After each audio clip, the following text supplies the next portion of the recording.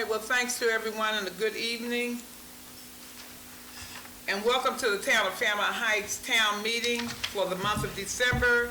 Today's date is December 21st, the year 2022. Want to thank everyone for joining us this evening.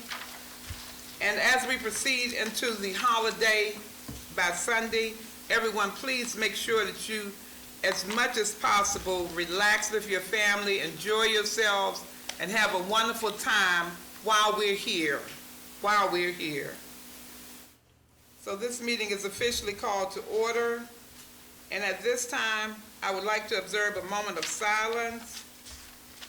And we're doing this in memory of two of our town residents. The first person is Mrs. Patricia Webb, who lived at 60th Avenue, 1018 60th Avenue, and Mr. Pratt, Mr. Larry Pratt, that lived on he's on L Street also. So those two passed away within the last few days. We want to give sympathy to their family and let them know that we're thinking about them. And whatever we can do as a town, we would be happy to do it. I have already notified them that they'll be receiving proclamations from the town to let them know that they're in our hearts. As we begin the meeting tonight, some water has been put out. Some cookies have been put out for everyone to enjoy. There's paper towels there if you'd like to go in and get you some cookies or get some mints or get some water. So everyone please enjoy. So at this time, I would like to have a moment of silence.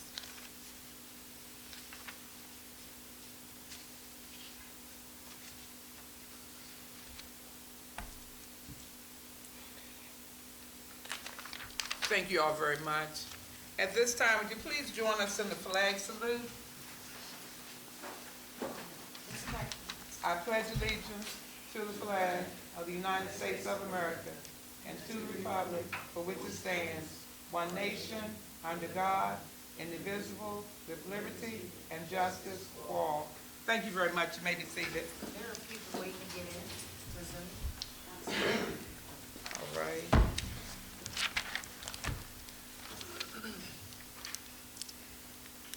We're going to continue on down to our roll call. Recording in progress. Madam Town Clerk, would you please call the roll? Mayor Martin. Present. Councilmember Waiters. Present. Councilmember Stewart. Present. Councilmember White. Present. Councilmember Dodson. Here. Councilmember Barnhart. Present. And Councilmember Oscar. Present. Thank you very much for everyone for being here today. We're going to continue on down. We have several sets of minutes that are going to need to be approved. Has everyone had the opportunity to review your minutes that are listed? Those that are listed are the minutes for the town meeting for November 16th, the special meeting November 29th, and work session December 13th. How many people have had the opportunity to review their minutes?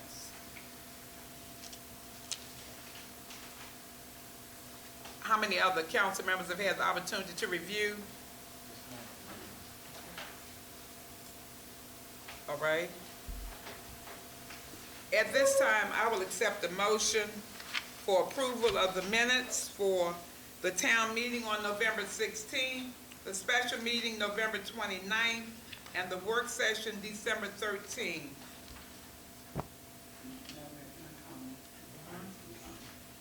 In the minutes that were given in the past, I happened to be in there and noticed that in the agenda there is one new item and several old items. And if you read through the minutes, there several things we discussed that should be ongoing conversation as the old business. So no problem with that, but I do want to make that reservation that we read through. Particularly some of the things that Mr. Walker has reported on and Mr. Williams. And I'm sure Ms. Moore will share that, later time in the report. Okay. All right. Well, at this time, in light of that, we'll make the corrections on those. At this time, I will still accept a motion for approval of those sets of minutes that I've just listed. I'm sorry, I didn't hear Councilwoman Waiters. I was saying that I noticed when I was reading through it, certain things in this, particularly with Ms. Bloom's report and sometimes Ms. Walker's report, with some pending items that we have to make decisions on, or that it's like was part of the discussion that you were aware that we never continued the conversation, that I noticed. So I'm saying I don't have a problem passing it, but we need to. Yeah. Okay. Thank you. Okay. All right, so I will accept that motion for approval. I move that we approve the three meeting notes from November 29th, November 16th, I'm sorry, they're out of order, and December 13th. All right, can I get a second on that? Second on approval. Okay. I need a second in order to be able to pass. Okay.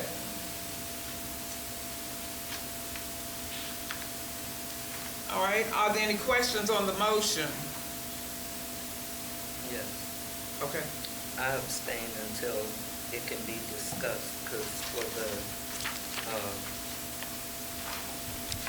13th, I have a question, as well as the 29th. So I'd rather wait until it's discussed and then we'll Okay. Okay. Any other questions on the motion? If there are no other questions, Madam Clerk to the council, Madam Town Clerk, would you please call the roll? Mayor Martin, Aye. Councilmember Wade, I Councilmember Stewart, Aye. Councilmember White, Aye. and Councilmember Johnson, James, see. Right. Councilmember Barnhart, Aye. and Councilmember Oscar. Thank you very much. The ayes have it. Those minutes have been approved. There was, we had 6 ayes, 1 abstention, and no nays. So those minutes are approved. There are some stipulations on the discussion of those minutes that we will have to do with our clerk to the council. So we'll make sure we get back to those for clarity. And I'll make a note of it here.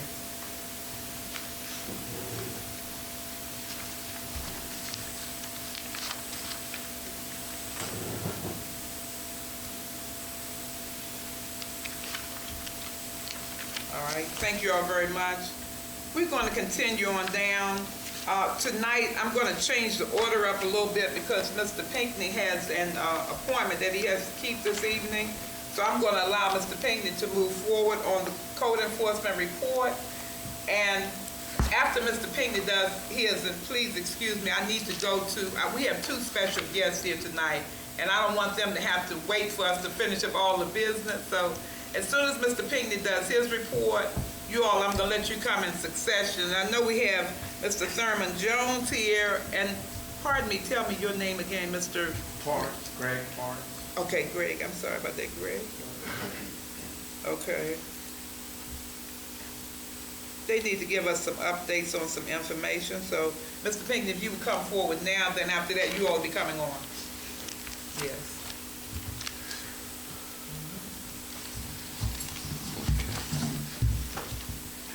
Good evening to the residents of the town of Fairmount Heights, the mayor, and the council. This is my revised report for the month of December. For this period, there were 7 citations issued totaling $5,500. On December the 7th, 2022, the District Court of Maryland for Prince George's County awarded the town of Fairmount Heights $6,500 judgments on the affidavits. The town of Fairmount Heights will be placing liens against these properties in that amount.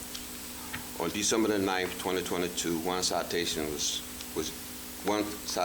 totaling $250 was paid, and on December the 20th, 2022, Prince George's County awarded the town of Fairmount Heights $3,500 judgments on the affidavit. The town of Fairmount Heights will be placing liens against these properties as well. We had 4 cases that have asked for extension totaling $4,000. Under building permits, for the month of December, we issued 2 building permits totaling $582.46. There were no business license issued during this period. For the month of December, we renewed 3 rental licenses totaling $300. Vacant property registration. For the month of December, we received a total of $400 in registration fees. Stop work orders. For the month of December, we have issued 5 stop work orders. 703 59th Avenue, excuse me, building permit was required. 606 59th Avenue, a building permit was required. 805 57th Place, building permit was required. We get a stop work order verbally. 1003 60th Avenue, building permit was required. And 1025 58th Avenue, a building permit was required. Notice of action, corrective action. For the month of December, we have issued 6 corrective action notices for various violations. 2 of these violations have been corrected. On November the 29th, 2022, Mayor Martin, Mr. Rumi, and I met with Mr. Akina Udufo, Ajudifo, okay, the administrator for Prince George's County Government Office of Central Services, Land Acquisition and Real Property Division. Mr. Udufo sent us a draft copy of a request for expression of interest and a draft copy of a request for proposal for pre-qualified real estate development and planning-related consultants. On December the 8th, 2022, our Public Works Department boarded up a vacant property located at 707 61st Avenue. Some homeless individuals have started to move in and trash the house. We had no way to get in contact with the owners or the nearest relatives, so we decided to board up the property to prevent it from being further, vandalized until we could get in touch with a relative. After the property was boarded up on December the 8th, 2022, it has come to our attention that the property has been broken into again. With the weather changing, I think we have a serious problem with homeless individuals breaking into vacant properties. On Monday, December the 19th, 2022, our Public Works Supervisor discovered that the property had been broken into again. Mr. Pete Turner started to connect the water lines for the refrigerators in the basement and on the first floor. Mr. Turner stated that the refrigerator in the basement was passing water very slowly, and there is a pop-up message that says, change filter. After the water lines were installed, there was a leak in the men's bathroom on the police side, and I have Michelson and Son came out today. After we had repaired the wall in the bathroom, they had to take it down again. And when he went into the back in the closet, he discovered we have a leak in the ceiling from the roof. And the Public Works Supervisor went on the roof and took some pictures. It looks like a swimming pool on the roof. So this is where this water is coming from. So here's some pictures. Y'all would like to see the pictures of that. You saying the water from the police department bathroom is coming from the roof? It's coming from the toilet? roof. Right. Oh, okay. Because you stood there, he had his flashlight, and there's a 2-inch copper pipe. It's the, what do they call it? Where you skip your gas light, your gas go through the pipe. You could see the water just dripping, coming down.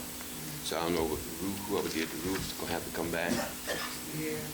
I mean, if you see it, it looks like a swimming pool on the roof. Yes, ma'am? Do we have a warranty on the roof?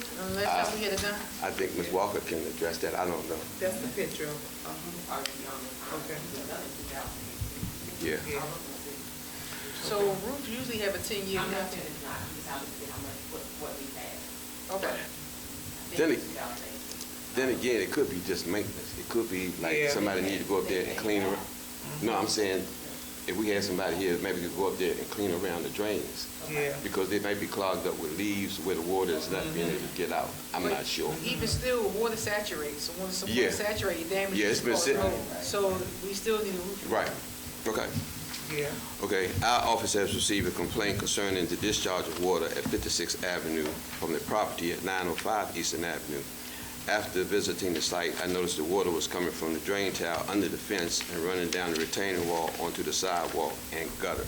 I suggested that we, because he had some complaints coming from some of the residents in the townhouses, because right at 56 and K, the water was ponding, and with the weather the way it is now, it began to freeze.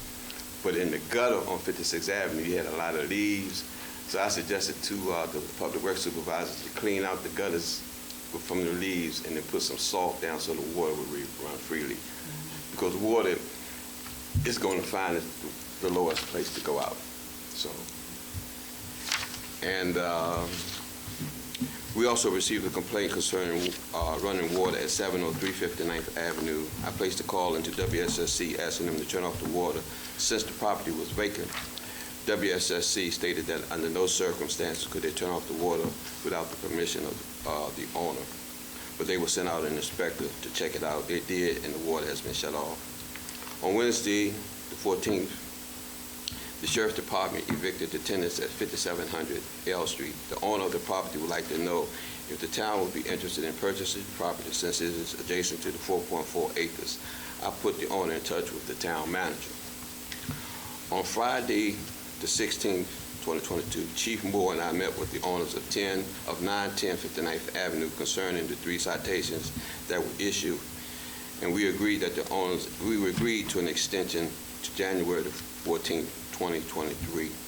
This is 3 of these cases are of the 4 that I mentioned previously that was totaling $4,000. Theirs is $3,000. It was $1,000 a piece, and it was 3 citations. Okay.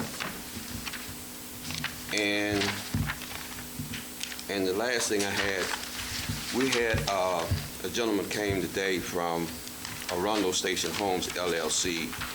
It's the contractor for new single-family homes at 4600 Connecticut Avenue. They're interested in building a single-family house at 1003 60th Avenue. They sent, because I told him that we were doing some discussion about, since it's a historic district, that the councilman might want to weigh in on what kind of houses that are built. So he sent me, he brought the schematics to show how the house would look. So I just wanted you all to see that before I approve the permit. This is the permit. The house is going to be, with a construction cost of $245,927. And the permit from the county is $22,275.58. If we were to issue them a permit, it would be half that plus a $50 application fee. So that would be it'd be $11,000 and something. But this is the rendering.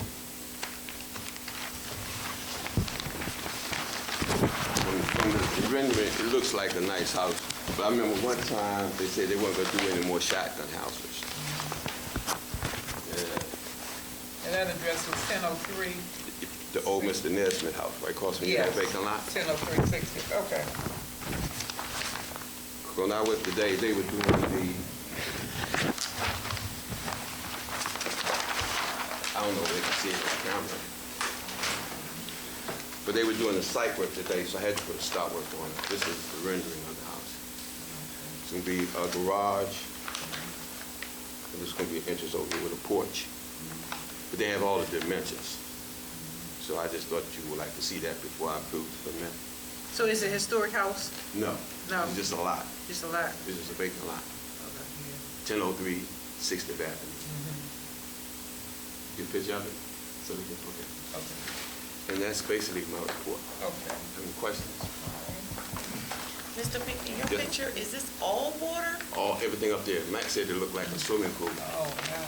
You see the little things, the little access things that are sticking up, that's the access pipes that are going through the roof. Yeah. Okay. What factors did you take into consideration to the plan? If the county approves it, the county does all the legwork. The county has already approved it. But I still thought I would bring it to the council to let, the county has already gave the approval. Okay. But before I approve it, I just wanted to bring it to the council and the citizens and let them know what's happening. And you said, how much do we get off of that? I mean, how much does the town collect from? Okay, the Prince George's County permit, the fee is $22,275.58. When I do a permit, the way it's structured, we get half of whatever the county charge plus $50 application fee. So that would be $11,000 and some dollars. Okay, thank you. So you were basically saying you can only sell it really have a standard now. used to be compliant. Say that again. You told me tell them that they are swimming pools or any. Well, no, well, we go by the county. We go by, it's up to the county. But since it's a historic town, if we had, Mr. Rumi has been talking about a historical commission. Or, Historic district. yeah. Okay, and so in my report, for several months, I've been asking, especially the economic development, I've been asking for the council to approve us to have a historic preservation committee that would review the plan, because you have another issue. Is it on, where the historic house is? No. It was a little house that had been, the wind had blown it No, down. I'm talking about the house down the street where, Parking Planet is not having a hearing because they. Oh, that's the old pink, oh, that's the old pink house. The old painting house. That's All on, those that's new on Sixth construction Place. apply to historic architecture. I can hear you. All those new construction apply to historic The architecture. historic district, District. which is in the historic district. I think we put a pattern book in everybody's, I think Mayor Mark put a pattern book in everybody's, Everybody's box, that sort of gives you a brief description as to what houses should look like in the historic district. The only reason I brought this up, because the lot is elongated. And I remember one time they said they weren't gonna put any more shotgun houses in the town. But when I saw the design, it looked like they could do, you know, it looked like it would fit. But I was thinking like a regular, the house next door to it is like a 4-bedroom, I think 2.5 bath, you know, with front porch and all of that. This would have a porch, but it's gonna go, it's the same house that a few months ago, they asked for the town to grant them permission to put the driveway on the back. Right. This is the house. Yeah. And that was approved, Yeah. it was approved, to put it on the back. Yeah. I remember So I we think did that's that. when we they did went the vote. forward, but I told him today that I didn't have a schematic of how the house would look, so he Okay. brought this out. Okay. Okay. All right, so is there any problem with Mr. Pinckney moving forward with this? No. Council members? Okay. I'm done. All right, thank you. Thank you very much, Mr. Pinckney. Thank you. All right. We appreciate you very much, Mr. Yes, Pinckney. ma'am. Happy holidays. Thank you, sir. All right. I didn't get the opportunity to read, and before we let our two guests come up for their particular time, I wanted to make sure that I read, because I promised I was going to do this every town meeting, the meeting rules. I'm not going to read the whole list, but there are some things there, especially about the opportunity to be heard. Residents of the town are required to have a reasonable opportunity to be heard at any meeting in regard to any municipal question. The other information is very extended, but it's citizens desiring to speak to the council must sign in prior to the meeting to provide the presiding official with information to allow each interested citizen to be called in order. Comments will be limited to 3 minutes each. So I wanted to make sure that that was in the record again tonight. So we're going to move on, and our first guest, he is on the agenda here. Mr. Thurman Jones is the third person on the agenda. As a matter of fact, he's the fourth person on the agenda, but I want to allow him to come forward and just give an overview of his project, and then that way he can feel free to leave. Mr. Jones, thank you. And let's give him some applause for all the work that he's been doing here in Prince George's County. Sea Pleasant, they're our neighbors. We already know how many people have benefited from his programs, because he's been operating, thank you so much, he's been operating for at least 20 or more years. He'll tell you exactly how long. Yeah, in the package, just the small agenda I have. Okay. Inside. Thank you. Yes, thank you so much. I do apologize, we have enough for the citizens, but I do have some paperwork that we can share. First of all, thank you, Mayor, for inviting me and the council, and hello to the citizens. For the last 27 years, I've been working with 5th to 12th grade students to get them involved with STEM careers. Matter of fact, my first summer camp, first 3 years was at Fairmount High School when I first got started. But I'm here to ask you for a big favor, a big favor. Like I said, for 27 years, I've been working with students to get them involved with STEM. In the Bank of America building, where I've been there for 27 years, the bank's been shut down for 3 years because of COVID. So I'm trying to buy the building to make it a technology gymnasium. And technology is just a play on words, but the ultimate goal is to have a home where I don't have to find space to host my programs. We do cybersecurity, biomedical, aerospace, and all the STEM career, we have some type of workshop or competition. But the biggest thing that we want to do, because I grew up in Sea Pleasant, former councilman in Sea Pleasant, we want to work with the seniors because, you know, we got these phones and computers, and the seniors are falling behind. And we definitely need the space so we have somewhere inside the Beltway. I always say, and I'm not criticizing, but I always say over the years that I lived in Sea Pleasant that we never do too much inside the Beltway. And here's an opportunity, if we can come together and support this project, I really appreciate it. Joanne Benson, who is my senator in the 24th district, they're gonna put in a buying bill to help me purchase the building. And I also lobbied Ms. Ossobrook and the county council. But one thing that I find that is like Martin Luther King, when he had an army behind him, people started listening.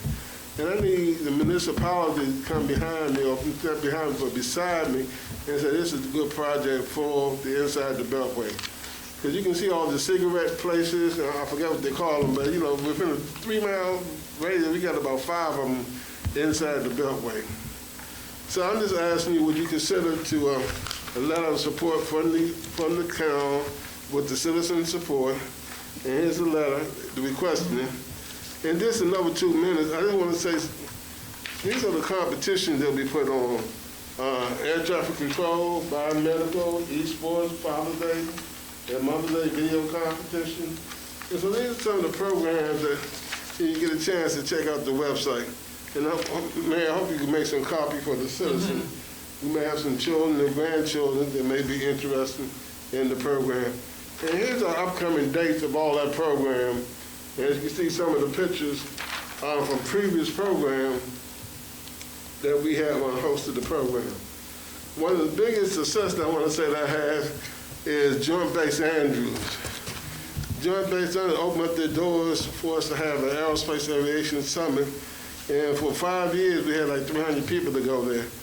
And so, you know, I want to try to keep that relationship up, but I need to know, let the parents and students know here's a great opportunity to learn about the aerospace industry.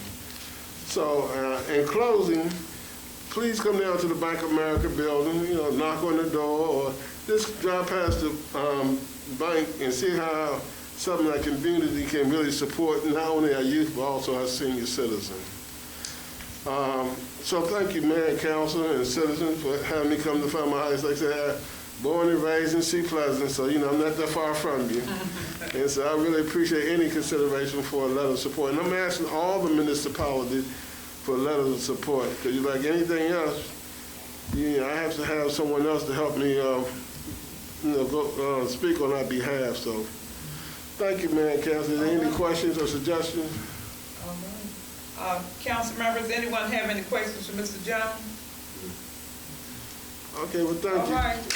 Thank you. Thank you. We appreciate you coming. We appreciate you. And thanks for our bags. Yeah. Oh, is that the template for the letter of support? No, let me email that. Okay, you can email that. I didn't want to be too, you know. Okay. All right. Thank you. Okay, thank you very much. Okay. Council members, everyone in agreement, we send this letter of support so that Mr. Jones can take his information and go to get his bond bill and to purchase that Bank of America building. Oh, okay. I'll follow up with you.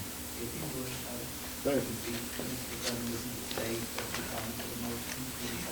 Okay. Mr. Jones, one moment. There was the council member said you want to stay until we get a to. minute, the mayor's calling for the decision of the. I'm sorry, I don't hear very well. Can you hear me now?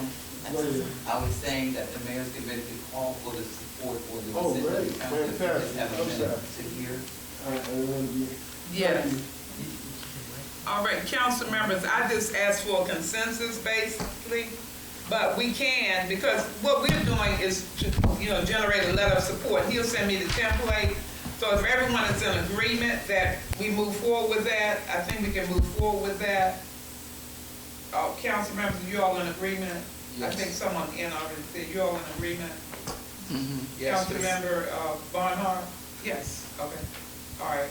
So, and I said, Mayor says yes, okay. I think that should handle it. We Okay, just do thank the consensus on that. I got a question, you might not know this right about now, do you know the hours in operation days? Probably 9 to 5 on the weekend.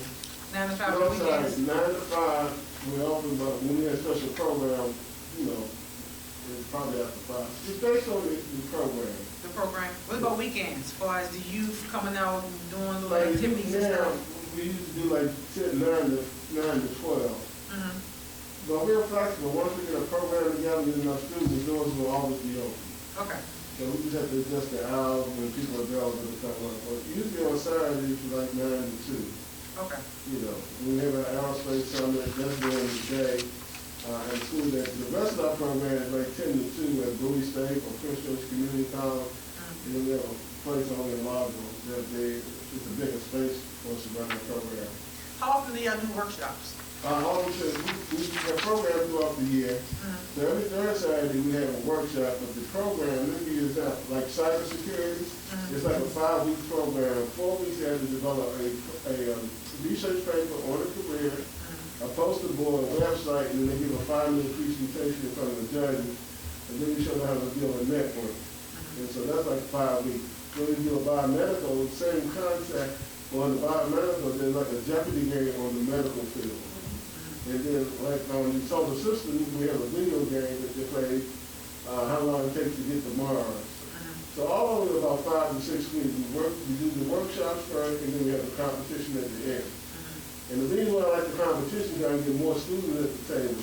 I'm not always trying to get the A students, I want to get the B, C, D, E, or anyone that's interested. So a lot of programs, you gotta have a 2.5. Well, our program says, if you're interested, come on down. What's the age requirements? Middle school to 12th grade. Middle school is 12th We grade? have different programs for all ages. Okay. Our latest program, you might have heard about it, is our esports program, and students like to play video games. And so we have video games 4 times a year, pre-Madden in February, March Madness, and then one in May. It's finished for about 2 weeks ago. So we bring in and show them the industry in video game, animation, coding, testing games. So we're also going to have a learning project. We've got to find a way to get them to the table. So that's some of the things we do. Okay, good. I didn't want to eat up all the time. Okay, no, we appreciate it, we appreciate it, Okay. yeah. Thank you. All right, And I know, Paul, I go over here for my right ear. No, you're fine, sir. I know you. Okay. I know you. Okay. all right, Thanks a lot, thank you, folks. thank you so much I now. always Okay, say I have a talk good about it. evening. All right, you do the same, all right. All right. Okay, so now, we wanna thank Mr. Sermon Jones for coming, making his presentation, and Mr. Greg, Mr. Torrance, if you would come forward now, you can make yours, and then we'll continue on down with our regular report. We appreciate you coming also. Thank you very much. Good evening, Madam Mayor, council members, citizens, thank you very much for the opportunity to speak. My name is Greg Torrance. I am the Director of Community Engagement for the Mission of Love Charities. The last time I came before you all, I was working, I still work with the organization with SOK Health Services. And I came here about the outbreak of HIV in the Prince George's County and certainly in Fairmount Heights community. And I was able to work with Ms. Dodson very closely, and we were able to put together a program here, and we did an incentivized testing program, and we offered all of the citizens of Fairmount Heights gift cards and lunch for testing. So I thank you all very much for that opportunity. It went very well. So, but my business here today is basically about the citizens of Fairmount Heights and those that we serve at the Mission of Love, if you all are familiar with the Mission of Love. We're located over at 6180 Old Central Avenue. So, lately, in the last year or so, I've noticed an influx of folks from Fairmount Heights. So we're serving a lot of people from Fairmount Heights. So out of all of the programs that we actually do throughout the year, So our coat drive, we served the fewest. We only had 12 families from Fairmount Heights. Our backpack drive, we had 22 families from Fairmount Heights. The toy drive, we had 23. And birth certificates, we've actually had 3 people get a birth certificate from Fairmount Heights. We have 1 person currently in drug treatment from Fairmount Heights. We have 10 families that come on a regular basis every week to receive food for their families. We actually give them enough food for a family of 4 for a week. And we have 10 of those families. We have 14 homeless individuals that come to our door every day that we feed from the city here in Fairmount Heights. And currently, I can't give a number for the folks that we have in our supplemental nutrition assistance program known as SNAP. So we have quite a few that we've actually assisted to get their SNAP benefits. And now we actually have a program that's called ACES, which is basically Assistance in Community Integration Services. And what we do is we take the homeless population, those that have 2 chronic illnesses. It may be alcohol, maybe drug, maybe some type of mental disorder. And what we do is we get them mental health as well as provide them with housing. So earlier the gentleman was talking about the homeless population vandalizing things of that nature. So I put together a support group. And the support group is basically for the homeless citizens in the Capitol Heights and Fairmount Heights area. So currently, we had, the word is had, 23 individuals in this support group. So the support group took place outside. So what we would do is we'd come up and we would give the men and women food, drinks, and we did that to gain their trust. So after we gained their trust, we go out and we play card games, dominoes, or whatever, to keep them coming every week. So once they started to come on a regular basis, we started to offer them resources. You know, what the county has to offer, the Prince George's County has to offer. So out of that 23 people, we have 9 of those 23 right now in a drug rehab center somewhere. So we have 9 individuals off our streets that won't be breaking into houses, they won't be robbing and doing all this nonsense. You know, folks want to get their lives together. So the other ones we're working on. So but out of that 9, only 1 is from Fairmount Heights, but although we have others. So my question here now, why I come before you all today is, we need some help from Fairmount Heights. Whether you send an officer out to come out and help us or with some of our events, that way, you know, we have crowd control or anything like that, or actually if we can get some assistance, you know, whether we get together and write a grant and we can get some funds to help some of your citizens, it would be awesome. So I don't know exactly what that looks like today, but at the end of the day, we need help to help you fund some of your citizens. So I thank you very much for your time. And I brought a brochure. Actually, I have this package for you, Mayor. And I have a brochure for all of you members so you can see exactly what we do at the mission. And I've attached one of my cards. Again, I thank you all so very much for your time. All right. Yes. Yes. Can we volunteer here? Absolutely. I'll get one. Okay. Yes. Thanks again. Greatly appreciate it. Do I call you if I want to volunteer? Yes, ma'am. Absolutely. Yes, ma'am. For anything to do with the mission, you can give me a call and I can help you out or see that these things are the needs are met. All right. Thanks again. Greatly appreciate it. Thank you. Yes, all right. Well, thank you. Greg, we appreciate you coming. Yes, ma'am. Really good. Thanks for this information. Good number. It should be on that flyer also, is it? Yes, ma'am. I gave everyone a business card. Yes, Okay. Okay, sounds good. Thanks again. Were there any other questions for Mr. Johns before he? You looking for financial help? Yes, ma'am. Absolutely. Whether it be financial help, whether it be volunteers, whatever it may be, however the town can actually help us support its citizens. We're grateful because every week we get more people from Fairmount Heights, every single week. You know, and we don't have a problem serving anyone in Prince George's County. And I will reach out to all of the mayors throughout Prince George's County and present the same thing. I'll come up with their numbers and what it looks like for their particular city. And the thing is, we're never going to get this thing together until we all come together and help these folks out. We have a lot of young men and women out here that actually want to do better, but they can't because we don't have enough people pulling them together, have more people saying the negative things that they're doing instead of finding positive resources. You know, I talked to a gentleman the other day, I'm not going to hold you up, but I talked to a gentleman the other day, and he, a grown man, he's about 35, 36 years old. He was crying and weeping, and he was weeping because of something that foul that he did I didn't agree with at all. But he said, I didn't want to do this, I had to do it. And he's talking about robbing someone so he could eat. And it's the first time that he'd ever robbed someone. And it made him sick to his stomach.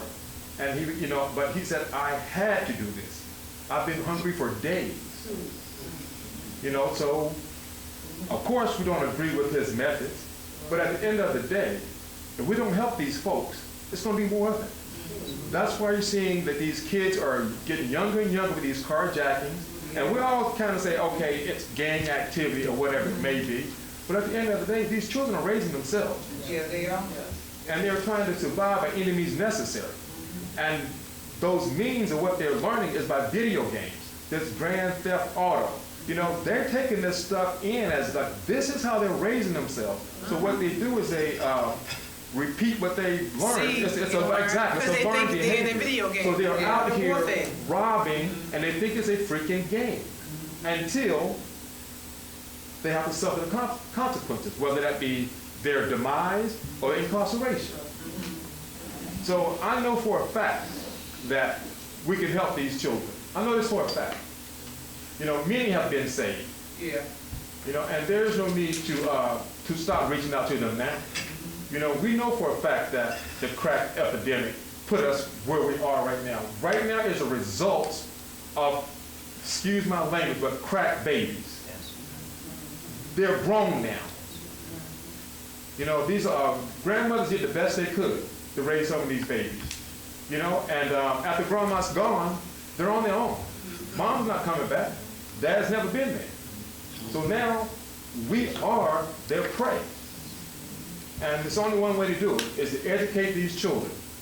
You know, and we have a lot of programs at the mission. You know, we have job programs, whether it be OSHA, whether it be nurse training and things of that nature. We have a lot of things going on. But at the end of the day, all these things cost money or resources. And if there are people here at the town that can actually teach some of these courses, then we just need the time and not the funds. We have the space. But again, thank you all so very much. I greatly appreciate your time, and I hope to hear from you or see you all sometime in the near future. Right. Thanks again. All right, I appreciate it. All right, before you go, is there anyone on your staff that has grant writing capabilities? Oh, absolutely. Several. Oh, okay. Absolutely. Okay. Several. Okay.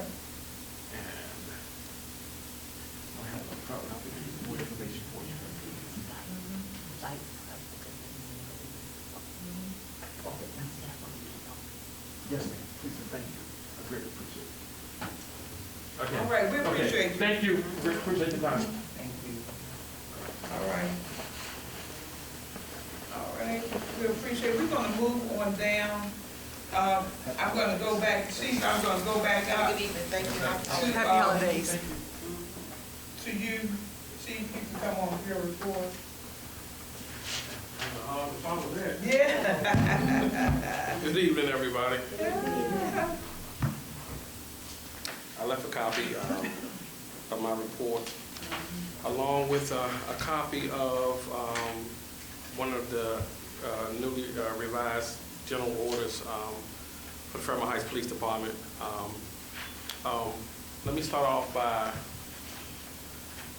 just saying the town had 35 calls for service in the month of December in the town of Fairmount Heights. 35 may seem like a lot. Some of those calls that are logged into the system are just premise checks, which means that the county police are coming through the area, doing checks at different areas in the town, which goes into an automatic call. 7 of those calls,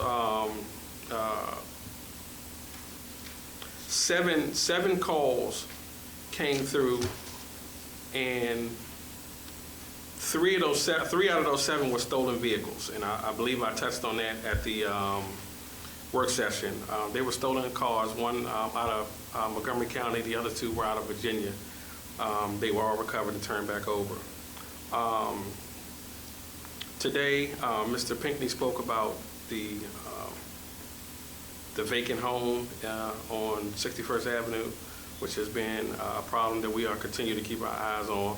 I talked to one of the captains of the county police department in reference to doing premise checks in that area at night.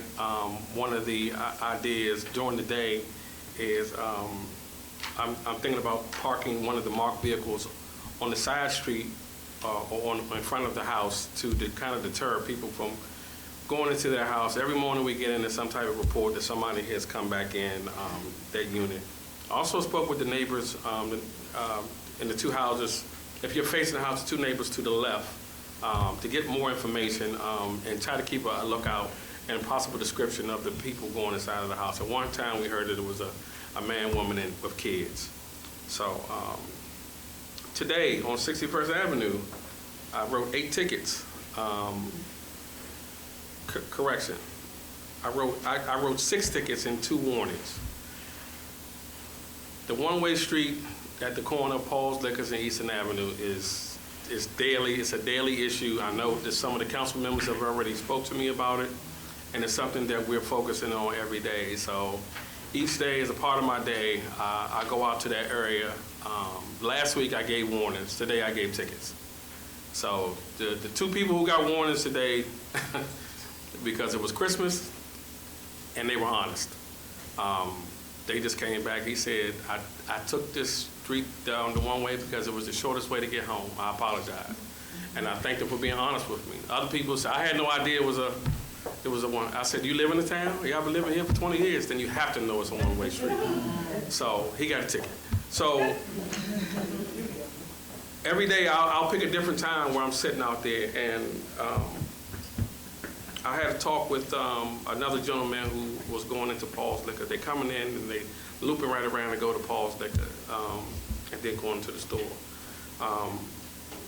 That's an issue that we're going to start. Once we have officers in place, then that's just going to be a routine assignment that they're going to write tickets every day until they get the message that they can't come down that street. And when they're coming down that street, they're coming off of Eastern Avenue so fast, and as cars coming down, it's going to be a deadly collision. And this is the point that I'm trying to make to the citizens about just take a couple minutes and just going around. Just going around and be safe about it. So that was that. I'm sorry, Chief. The street where Paul's Liquor is a one-way? Yes, it stops. Part of it. Yeah, part of it, the part that goes down to the end, that becomes a one-way. So from Eastern? Right, going towards Eastern. Yeah. I didn't know that was a one-way. Yes. You probably, It's always been that way. you might have been one of the people who came down the one-way. I don't go that way, but So I'm just you saying, I can't just come realized zone it was to a Eastern one-way right Avenue? there. Okay. I'm sorry? You can't come up Can't 61st. turn right turn in. No. To Eastern. Right turn in, you cannot. Yeah. And it's 2 signs. There's a sign on each side. And if you're coming down Eastern going towards Addison, it's another sign that says you cannot turn right. So it's 3 signs telling you do not come through this way, and they come through there all day, every day. So. But eventually they'll get the point. I looked in the back today, and it's 22 ticket books back there. So until I get tired. But that's not my goal to write everybody a ticket. My goal is to educate them on the safety of coming through this town. So we are having interviews tomorrow here at the town hall, provided the weather holds up for police officer. I also, like I said, I put the general order for you guys. If you guys want to read the process of what we're looking for when we're recruiting officers and the standards that we're going to be holding ourselves to, and the officers that are coming aboard. I know that there might have been some lack of general orders and standard operating procedures before, but I am currently updating every day general orders to make sure that they're up to date and up to standard, up to the new laws that have been passed in Annapolis with law enforcement officers Bill of Rights and COMAR to make sure we are in compliance with everything and holding Fairmount Heights to a higher standard than most when we're looking for some of these individuals. So if you got any questions in reference to the general orders that I brought up in, you can give me a shout out. I have no problem with that. The county police, I have been speaking with them on a regular basis in reference to activity on the outskirts of Fairmount Heights, because everything on the outskirts is going to affect us, Sea Pleasant, and county police. So we're all trying to work together, especially during this holiday rush, because so much is going on. I believe we had 5 carjackings in the county the night before last, and one of them was a homicide. Not close to the town, but it affects everything in the county. 5 in one night, and one of them was a homicide. So we definitely have to be a little more careful about what we're doing out here and just watch. Only thing you can do is what you can do. Just try to be a little safer. The guy who got killed was getting gas, and they not only got his car, but they killed him. So sad situation. But to our citizens, to our council, to our mayor, you guys, please be safe. Merry Christmas, Happy New Year, all that good stuff, if I don't see you all. Yes, ma'am. I have a question. Are we ramping up more law enforcement in the area? So, yes, so what's happening is that if you go to different shopping centers, different points, there's holiday overtime in the county where you're seeing officers posted up at different locations, especially at shopping malls and shopping centers and stuff, where it's a heavy flow of people. There are additional 1 to 2 officers just working the parking lots in those areas. On the corridor of Eastern Avenue, that's a combination of DC and Maryland. So I'm in the process of setting up a meeting with Chief Harris from Sea Pleasant and the commander at 6D, so we can start our new relationship together and coordinating how to fight the crime in our area as well. So, but they are overtime assignments from the county, all over the county, during this holiday season. Yes. Yeah, because I seen police officers not too long ago, and I seen them a couple of days ago right there by Sheriff Road. I seen some officers out there, which was Sea Pleasant. Yeah. So I'm starting to see more PG and Sea Pleasant surrounding the area, only because it's the holidays and people getting robbed while they're outside. So, and the one other thing, I believe,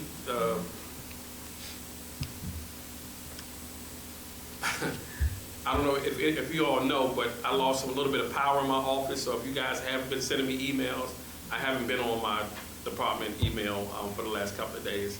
But it's my responsibility. I plugged the heater up and I blew the heat up. I blew the trigger out. So that was my fault. Oh, man, we're trying to get some heat from over here. It's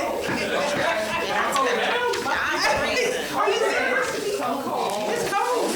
And I stopped. Go back in that police department. You go. I stopped Susan from plugging this up because I did not want to blow another circuit. Right, because we did have these contractors come out. Michael and Son has been out today, and they come back on the, it's one day next week, Tuesday, they'll be back for the electrical problem, because they're doing electronics, and they coming to find out about our other issue about this water, and then we gotta get somebody to see where we can go with this whole issue about the roof, because that's really a serious issue, really serious. So we got all these things working at once. Okay. A lot of issues, and some of y'all may experience that with these flat buildings. That's why the code is you can't even do them like that anymore. They have to be slanted. So the water can go. Because the snow as well was caving in a lot of the older roofs because it was just piling on flat surfaces. So. Oh, yeah.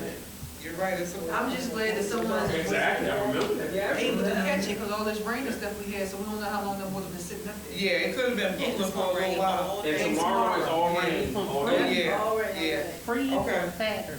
All right, This is why we need to do this. okay, all right. So, yes, ma'am. In the chat, have we started the hiring process for the police officers? Well, that's part of what the chief was I talking. know, but I have to type it in here. The Okay. answer is yes. Yes. All right, so we're gonna move on, down if there are no other questions for the chief. And we're gonna go down to the treasurer's report. Ms. Walker, would you please? Yeah.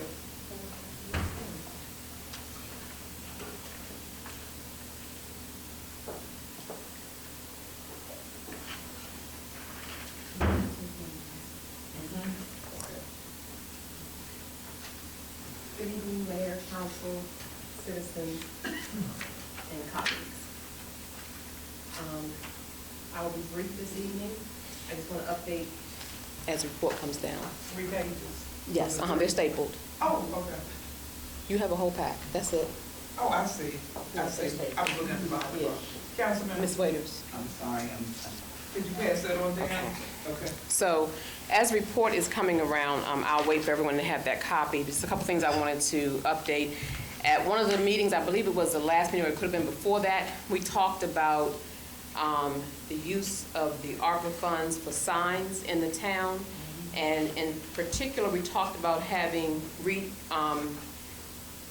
redoing most, if not all, of the stop signs, and then also having some of the signs that are LED lighting. It would be helpful to know the number of signs that you want to replace, especially the number of signs that you want that would be LED. In my notes, I also had an indication that some of the do not enter signs would be changed to LED. But again, I don't know how many, and which is how many. The locations wouldn't be the issue, but how many. And then I don't know if there will be yield signs. So I certainly can work with our Public Works Department to determine the number of signs that we have, but I don't know where you would like to put the LED signs versus the non-LED, and that would definitely help with trying to figure out the cost. So just let me know, and I can then be able to move forward with that. At the last meeting, I presented you all with some quotes for trucks from 2 different Ford dealers. Since that meeting, I have received another quote from Upper Marlboro. It still is running us about $78,000. This is Public Works? This is Public Works. Okay. Yes. So this will still be for Ford. This is for F-350. So we're going to have to go back and possibly talk about this truck, because I think when we sat down, the numbers that we talked were definitely much lower than the quotes that I'm receiving. I have obviously made no obligations to anyone, any of the dealers, but I think we need to go back and talk about this again. As far as if we're going to continue to do new, are we going to look at used? I did ask them for used. Believe it or not, it's been a little bit harder for them to find used, and because used, I wouldn't let them go back but so far. I said you can't go back beyond 2019. You can't go too far back, and it couldn't have too many miles on it.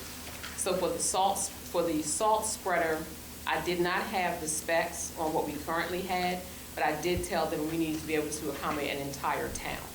So that was a larger spreader than one of the smaller ones, but that equipment price would change if we obviously change the size of the equipment. So this is something that I guess as soon as the holiday ends, we need to talk about, so I can know that we can have some better direction that we want to go with that. Mayor Martin, you and Mr. Pinckney had identified 5 additional locations in town where there were trees that needed to be addressed. Ms. Pinckney has given me those pictures of those trees, and so when we meet to talk about the vehicles, I would like to also talk with you all about the trees. We may not be able to do them now because of the weather, but certainly want to just let you know where they are. But if there may be trees that we have to address because of the weather, they may cause a problem. The alleys have been cleaned, and I had mentioned to you about Mr. Sterling recommending that we put down milling, and milling is reused asphalt. So the cost to do that for 200 yards, which would be 20 tons. The cost for him to get the milling as well as to spread it would be $2,400. And he wants to do it in the alley that he said is the worst alley, which is the one that runs behind Ms. Wood Dotson. I'm not sure what your address is, but it runs behind Ms. Wood Dotson's. That alley back there, he said was one of the worst ones as far as the water. My concern was once he put the milling down, I didn't want the water to run towards the property lines. So I do have some more questions to ask. I asked him to get us some pictures you all would see. Also, there was a concern, Chief, for safety, because if you put the milling down, it becomes a surface that you can then drive across.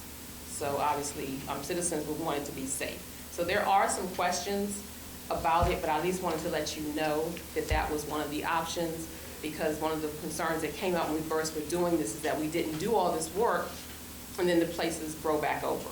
So I know milling isn't the only thing we can do, but it's one of the options that we have. Yes, ma'am. I only know this from experience from my yard when we needed help because we had so much water in our yard, and the water was so bad we used to get stuck in the yard, especially in our backyard. And we had asked the town for help, but wouldn't nobody help us while we was in our predicament. So we did buy a couple of trucks of millet in our yard for our driveway space. So it goes from our front yard back to our shed. We had to cover so much ground with this mud because everything we piled on top of it, we were sinking. We was constantly sinking over and over and over again because, as we all know, underneath our yards and even our houses, we live on streams. Springs. We asked for help, Fairmount wouldn't help us. So we had to turn to something else. What I thought of was just like, try to get some millet or some concrete. We put concrete down, that was something. Millet gets hard over a certain amount of time, especially when the heat hits it. It gets really hard. Okay. And it's hard to like break away. But we have so much piled in our yard, it's been a steady flow. So we're kind of like comfortable with what we have for right now. Do you it think works. It's a viable option? Okay.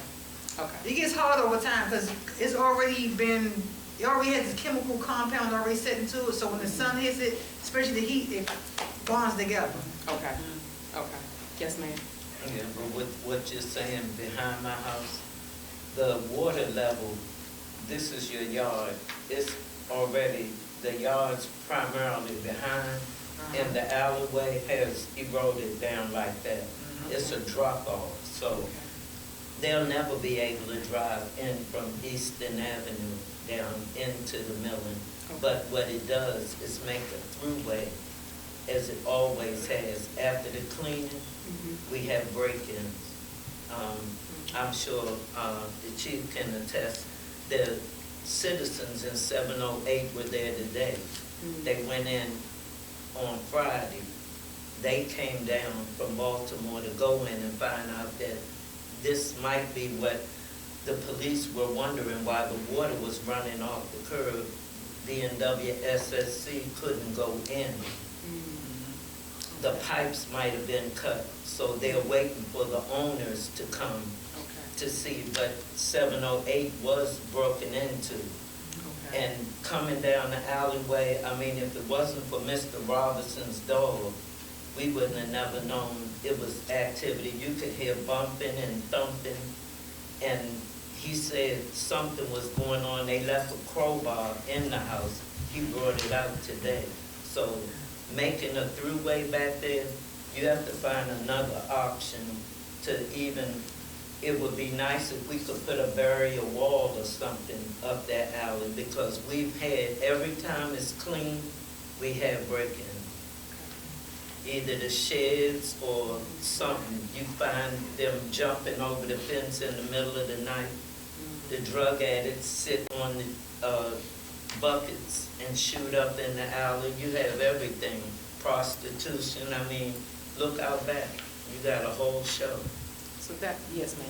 I have a question. Is there any way we can get some type of grant or funding for our alleys so we can have our own drainage system so water can flow somewhere instead of our backyards? Like DC, when you go to DC, some of their alleys, you see curved down drainage systems that go through the sewer pipelines so it can wash away the water instead of sitting on our properties. Because that's what a lot of us need in this area, only because Fairmount Heights is flooded with water. It's so saturated with water, we need this water to go elsewhere instead of our yards. That's why we have so much complications. But we have a drain spot behind 702 where Lonnie lives. It's a, you can see the manhole on several occasions. They've gone back.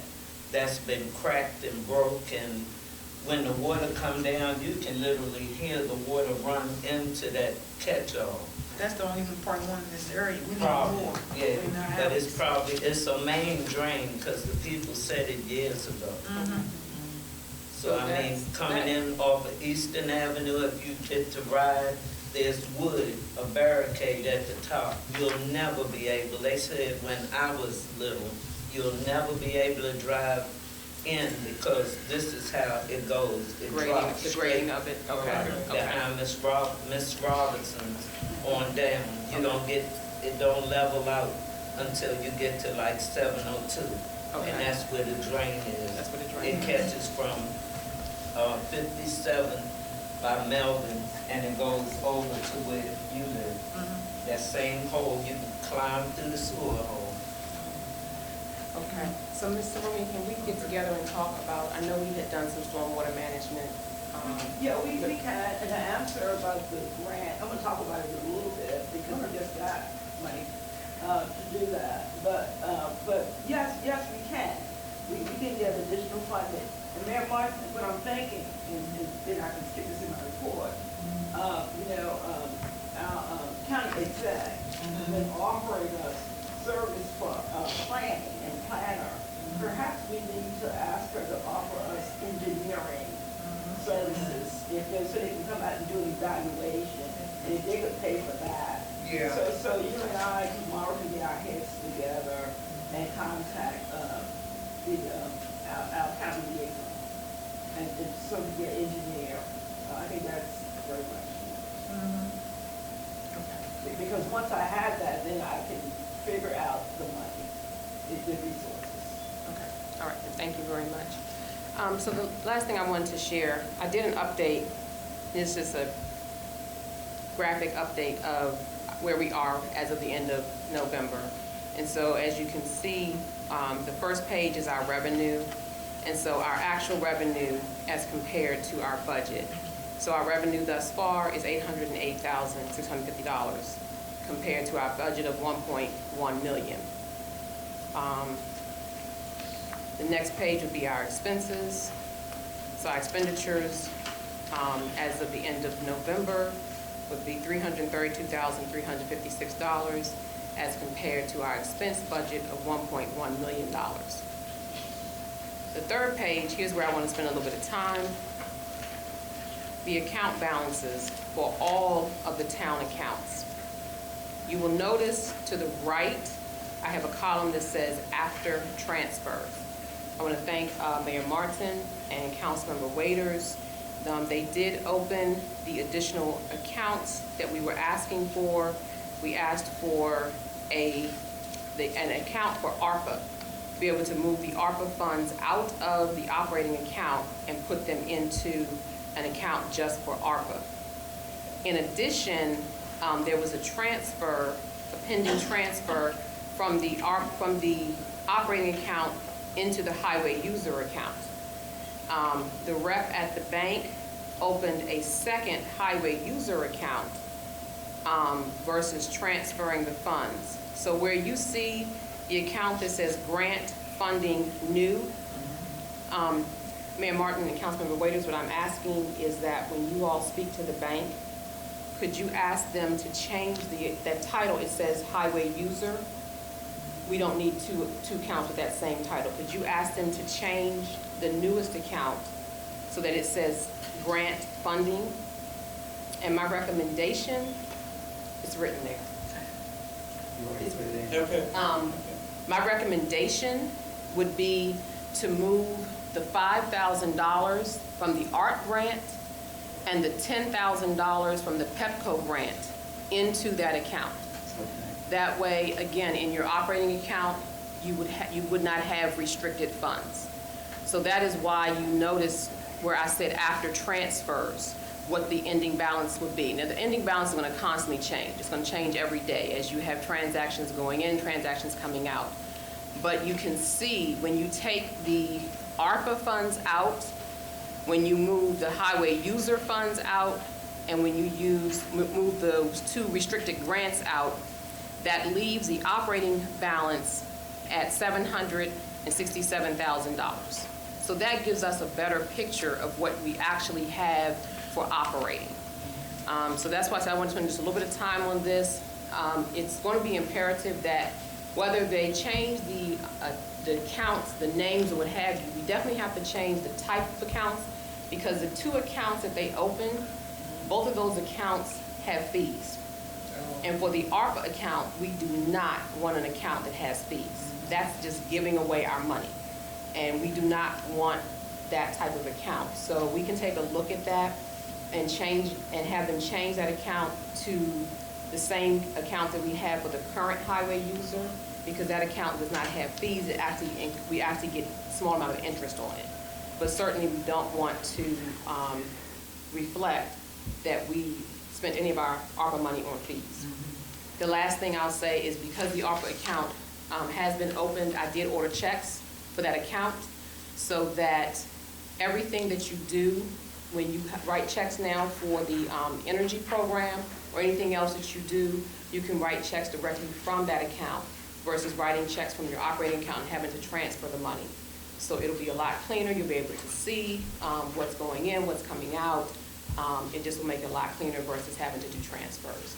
I didn't order a ton of checks because I don't know, how many we'll need, but I ordered a small amount to get us started, and enough to, I believe I ordered enough to get us through, I think 500, to get us through the energy program, and then I couldn't remember what the second program was, if it had a payout for it or not. So those are the main things I just wanted to share. And again, the action items would be the truck for Public Works, and then these transfers, and of course, the signs. The police department, we did send back the information that they requested for us to reserve two police vehicles. And so Chief more so than me, he has been staying on top of them. I will continue to do my part as well to assist him with that. But we're keeping our eyes on that to hopefully get that as soon as possible. Thank you, Mayor. Okay. I'm gonna go look for the warranty. Yes. For the roof. Yes, we need that. Thank you. You're welcome. Thank you. All right, were the council members, have any questions for Mrs. Walker? Okay. All right, we're gonna move down to, you had one? I couldn't tell. No, I had to look down and see, I'm making notes for you guys, I'm talking to the speed, this was on the old, Okay. speed camera. I answered, that's why I put it on you. Yeah. Okay. All right. So did you have anything else? What did she say? Speed cameras. She wanted to remind me. The reason why I'm asking for, just to give a little bit of information, some time ago, and I believe it's been over 6 months or so, the rules for where you can place speed cameras changed. So I've asked Ms. Walker to look into it, because we can now, I think if I remember correctly, put them throughout the community now. So while we're talking about the signs, and it's probably now a good time to consider just that. And now we have a police chief to consider, do the traffic study or whatever to take place, because I can witness going to, I had this conversation with Ms. Marie, say it's real short. earlier, when I go to work, you can see just by the economic development that's going on or people moving in the community, the traffic at Sheriff and Addison Road is increasing. Eastern Avenue and Addison, Sheriff and Eastern, Eastern and, do I need to go on and on, sir? It's every throughway coming through here has an increase of traffic. Yeah. So. And you are so right, because we have to consider also that right on Sheriff Road, they already, even have an Amazon back in their pocket, but they have 11 acres of the development that's about to come. That's why you see that the new stop signs and how the lane changes, all of that's, it's gonna really affect our traffic. Right, so the other point and the most significant, most important thing, Chief, is they're cutting through here. They don't want to sit at the light. Right. So now you got an influx of traffic on L Street that's supposed to be residential. Up and down the main 59, 58, they're cutting through to get by the light, which now puts them where the students are catching the bus to school. Yeah. That's true. That is true. All right. Thank you all. Thank you all, and thank you, Ms. Walker. Mr. Rumble. Okay. Mr. Rumble, would you come forward? Now, I think what we only have, that's our last report. We have a few other things here, nothing really big. If we can sort of push it, you all, because I noticed that the temperature is changing in here. It's getting cooler because it's affecting my legs. That's age, No, it's not. That don't have nothing to do with it. It's affecting my legs and feet. Okay. Okay, but listen, I'm going to be really, really quick today, because much of what I'm going to report has been already discussed. Okay, so the one thing I want, and Susan just left, it's important that we pay attention to the franchise agreement between the town of Fairmount Heights and Comcast.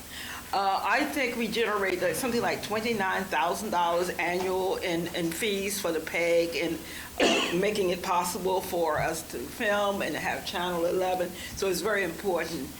In my original report to you, I stated that the counselor asked me to send the document to be typed and reviewed for legal sufficiency by our attorney.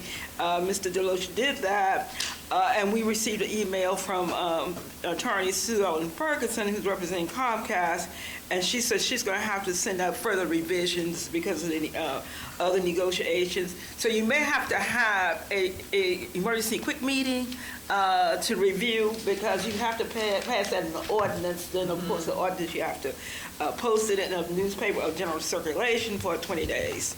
Okay, so that's new. So anything that I added, I put new.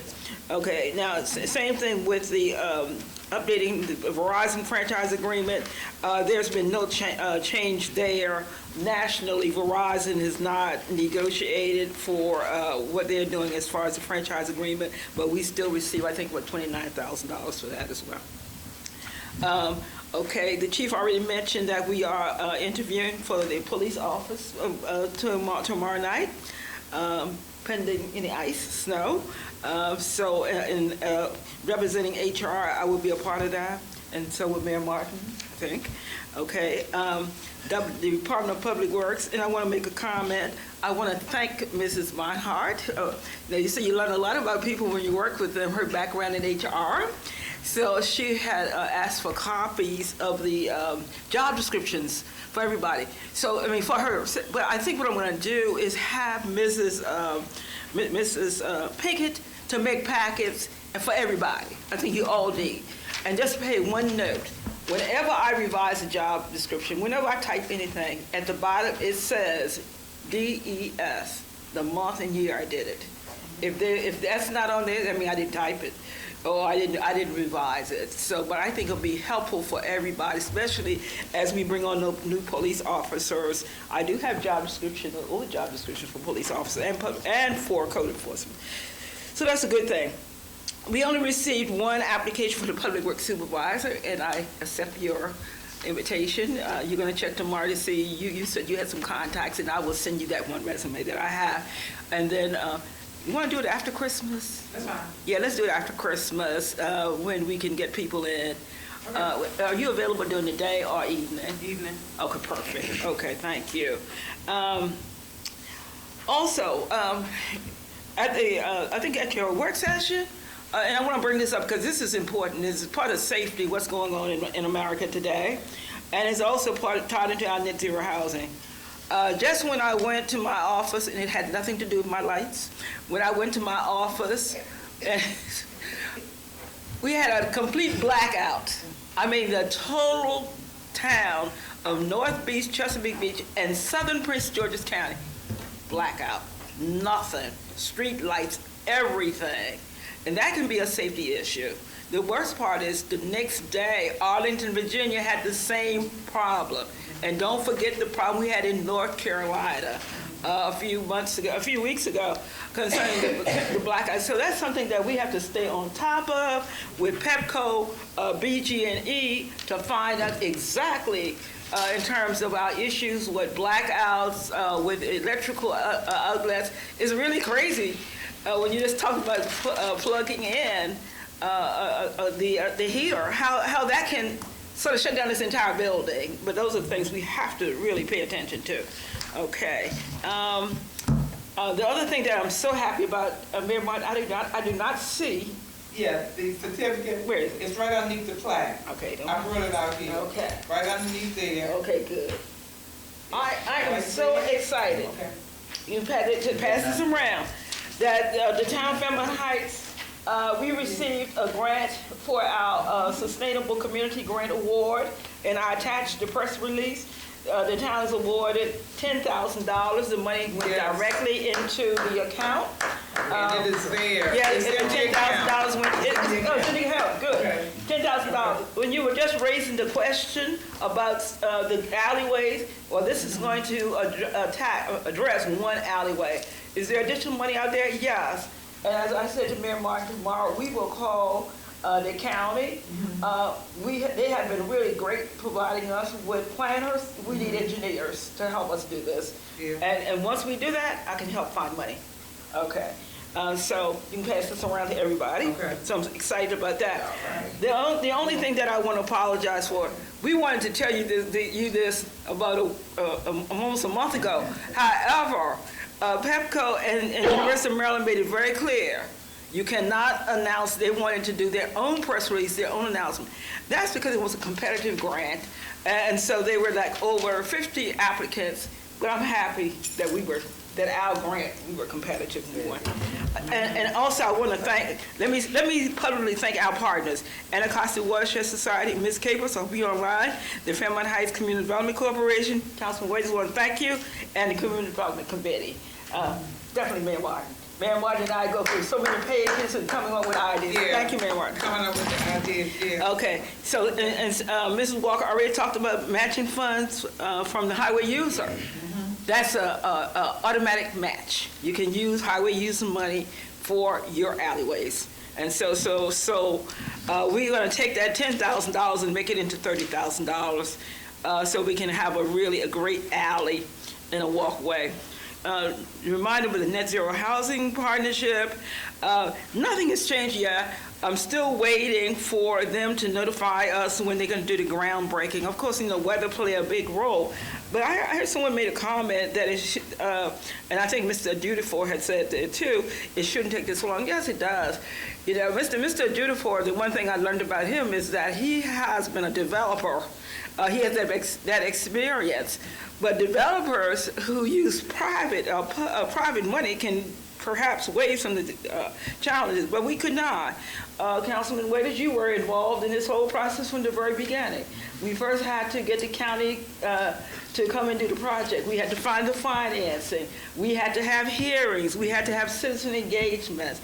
But hopefully this spring we will have the construction of net zero housing. And the other thing, this is a pun on what I was talking about the blackout. The advantages that the net zero housing project have, you're going to have your own microgrid. So if the electric go out, guess what? you will still have electric. Right there. And right there. On that. That's good. But again, what we really need to do is go back, look at other streets that we can target, especially if you're going to talk about targeting other streets in the town that we can create other microgrids. So that's something that we're looking at.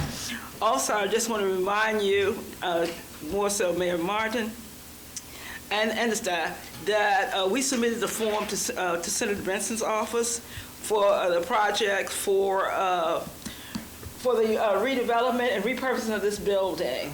So she is committed to doing a bond bill for us for this project. And when we were at the meeting at PEPCO, we learned some other things like green roofs, solar panels. We learned a lot that can be done. So at least we have some resources available, and we will submit that application, the form. And so we have to come back to the council. If you have any ideas and thoughts on things that you would like to see done with this building, how we can repurpose the building, and no idea is a bad idea. So maybe at the next work session, I'll come up with some things, and we'll just throw some ideas so we can have this submitted on time. Okay. I talked about economic community development on November 29th. Mayor Martin and I met with Ms. Judifor. We already talked about that. And his recommendation was that we issue a request for expression of interest, or RFPI. I'm going to give this on to Mrs. Walker. The use of a consultant to develop a master plan. One thing that will help us in getting funds and doing, we need to have a master plan. Look on C Pleasant's website; they have their master plan, and it took 5 years. I used to be on the planning and planning board for Chesapeake Beach, and so that's one of the things that we work, the master plan. So that's one of the things that we have to have done. Who do we need for that?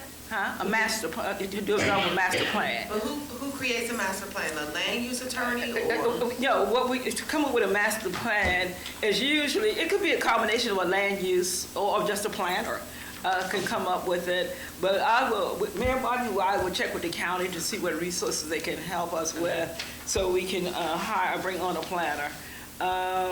Okay, also, on December 13th, Mayor Martin and I met with Ms. Rogers. She also was a planner for Prince George's County Department of Economic Development.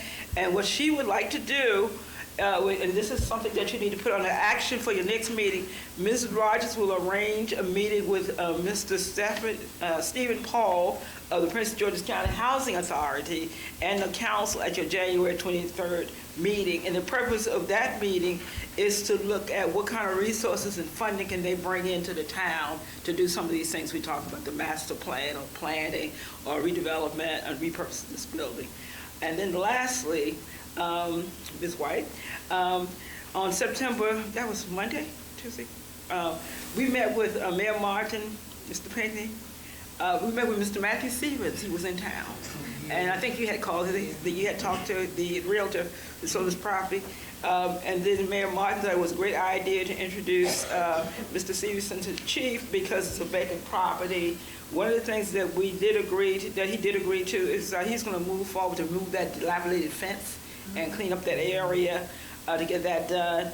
And he plans, he wished this, he plans to subdivide the 9,900 square feet, 900 square feet, site if PG County Planning and Zoning approves subdividing. Do I know the answer to that? I don't know. And so I referred him to Mr. Thomas Gross, who's our planner. He does all of our maps for us for PG County Planning and Zoning. I did receive one application for historic site evaluation. Anyone owning a house that was built prior to 1955 is eligible for reclassification and grant funding. So for more information, just contact me. I will certainly refer you to Prince George's County Historic Preservation Commission to get the process, a simple process, get the process done. But you can have funds for windows, roofs, and most of the work is for exterior work. And that is all I have. Yes, ma'am. You mentioned something about the building reconstruction. I do have this.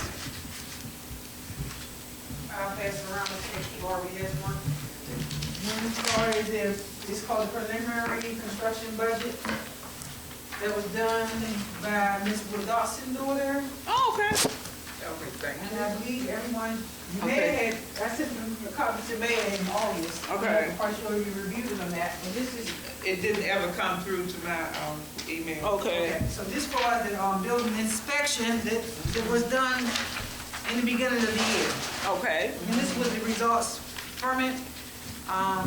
I still have Keisha's email, I can forward it to everybody if everybody needs it. I don't know if she's gonna have the guy to come back out here, but this was the overall budget. They had this building redone. Okay. I thought Okay. y'all used this for what you sent to Senator Benson.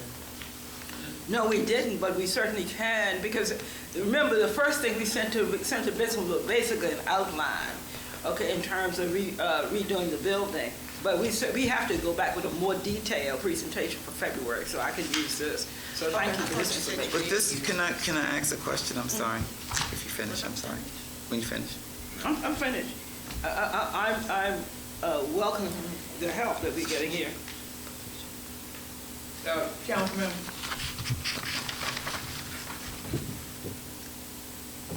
Okay. So this is a preliminary construction budget, but it appears because no one else has presented anything like this, that it's a proposed, a suggestion. We've not issued, it says statement of work, or it says scope of work. We've not issued a scope of work for anything like this. So it's a good, I guess, template to consider, but it's not, are we reviewing this for that purpose? I guess is my question. We can, but I've been asked for a building inspection for the longest since I've been on council, and no one have ever had. But this says renovation. Yeah, either way, we still need the building renovated. I did find an old inspection report that you Yeah, passed for to me. 2012. I will That make, was the last when I put the other information in your pack, I'll put that. That was 2012. Yeah. Yeah. Because I just, So I he- said, So again, for me to review this, and I'm looking at it, I understand inspection, and I understand, the wanting to renovate the building. But when we move in, this is, the prices are in there, but this is what one person, one individual has presented to us for review. No one else has presented anything else to us to compare. So, I would look at it and use it and say these areas, yes, but the amounts, no, I'm ignoring them because I don't have anything else to compare. This is a procurement. And it's a different process. So there's no competition here. It says, a scope of work, not disputing anything here, but there's nothing to compare this to. There's nothing nothing went out to submit, to eliminate anyone from competing, none of that. This not for competing, this for review. So I want everybody to. That's what I was asking. It's review, so we can look at how much it's gonna cost us to renovate. That's what I was asking. Why you making me say all that? But I assure you it's going to cost much more than this. Yeah, probably would. That's the reason why I was It's asking. review. We never got this done, but she said this at the beginning of the year, no one even took the time to look at it to see how much this building will cost to Okay, get I'm renovated. clear. That's what I'm saying. Yeah. Okay. All right, I thought you were asking us to. No. All right, thanks. I'm good. Okay. Okay. That's it for me. Okay. Mr. Rumi, some time ago I asked you about the safety inspection, because again, we don't have any working smoke detectors in the building that I'm aware of, unless y'all put some up since we talked about that last. No. But you said you was gonna have some ACE come Oh, out? yeah, because they supply us with the fire extinguishers and Right. safety. They do that. Okay, So have we moved I on will that? get back to them and ask for their last report and send that to you. I'm saying, but because we don't, and prime example, chief plugs up a space heater. Right. And he loses half the power to his office. Right. Just imagine had that outlet caused a fire Yeah. in the back of the town, right? Right. Say it worked, you plugged it up, you left out with it on, and it caused a fire. We don't have any smoke detectors. Right. How will the rest of the building know it's on fire, Right. that we have a fire? Right. So I think we need to move on that. Yeah, I think. We got Christmas lights plugged up now. Yeah. The building is Cold. I'm just concerned that if a fire breaks out, Yeah. it may be catastrophic. Yeah, I will get with you, Chief, in terms of looking at a safety inspection type of, we need to do one. Let's not pretend. Let's say we just need to start by doing a safety inspection. That's all I I'm certainly asking. can start with ACE and some others, and the fire marshal, and so let's get on that. And Yes. so what I may, let me see, that doesn't give me a lot of time to have you think we can have a preliminary report to the council at the next work session? That's January I don't know what date in January, but the second Tuesday in January, No. whatever's on we're your. gonna have to find out first because some people are off, for a couple of weeks. So let's kind of make contact first and kind of. Yeah, okay, so I will contact, okay, I will contact, We got water. Fire. Leaking in from the roof. Yeah, we got a lot of things going on. Yeah. We do. Yeah. We have a lot going on. Right, I right. mean, a lot. But the safety Yeah. inspection report, that is so Right. important. Because like I Yeah. said, when I checked, Yeah. and I tried to pull through stuff dating back to 2012, I didn't see a safety inspection report. The only report I remember when I came here, the fire marshal came out. Okay, yeah, and the did fire report. marshal, The he fire did a marshal- very lengthy report, and we had to make a lot of corrections. Right. He gave us a pink sheet to make a lot of corrections on. Right. Those were all done. Right. And then at one time, I don't know what used to happen too with the legit reports. You remember when It is a legit, survey. but yeah, they would come through and tell us certain things that need to be done. In the last few years, that has not really been happening. Right, because of COVID, Yeah. that has not happened. Yeah. But I think our best place to start is from scratch, because we don't have one. Okay. Yes, ma'am. Along with the smoke alarms, when they come in this time, can they do the capacity for up here and down? Oh, okay, yeah, that would be included in the safety inspection report. Yeah, we definitely need a capacity for this, any meeting room. Yeah, we need to have I'm capacity. saying up and down, it needs Oh, yeah. to be. It never, it Yeah. hasn't been. That's Okay. usually included. Okay. Okay. President Chair, Yes, All ma'am. right. shouldn't the RFP be issued for a project if Of this large scope. It kind of goes back to my question, but then you clarify that this is just, Review. yeah. So, yeah, okay. Just to let you know. put yes. Mhm. Okay. All right, it should be. And were there other questions now? No, not in here, not yet. Okay. Thank All right, thank you. Okay. Thank you, Mr. Okay, thank you. Okay. All right, we're gonna move on down because like I said, we're trying to push this as much as we can. Some of our items have already been covered, so we're okay. Okay, I'm gonna go down, thank all of y'all for your reports, thank everyone for your reports. We're gonna move on down to our old business item here, and that was the one for community assistance, for item number 2. And that was what we talked about in work session. Councilmember Stewart, did you have something that you wanted to elaborate on for that? Because we need to get that finalized so we can move that on out of the way. Yes, ma'am. Thank you. So I just want to reiterate, we just heard from Mr. Torrance about his program helping a lot of town residents, right? Initially, I wanted $1,000. I wanted to increase it from 500 to 1,000, but after I've thought about it, I think we can be happy with 800 if the council will agree to increase it from 500 to 800. There is a need. We just heard it. We need to help our citizens. I would like to increase it, and I would like the council to vote on increasing it from 500 to 1,000. I'm sorry, 800. Correction. Thank you. 800. Okay, so at this time, can we receive a motion for that? So let's just Now get this. discussion. Okay, we're gonna get the discussion once we get the motion on the floor. Okay? So if y'all wanna who wants to put the motion on the floor? I'd like to propose a motion to increase the energy assistance Yeah, energy from assistance. 500 to 800. All right, can I get a second on that? I second. Okay. All right, are there any questions on the motion? No question, but Councilmember? discussion. Yes. Okay, well, discussion or questions, now's the time. So that would be you, Councilmember. We can start here, we can go all the way down. Councilmember, do you have a discussion on it or I have a question? question. Go because the motion is on the floor. I'm sorry, y'all, I'm trying to get out of here, it's so cold.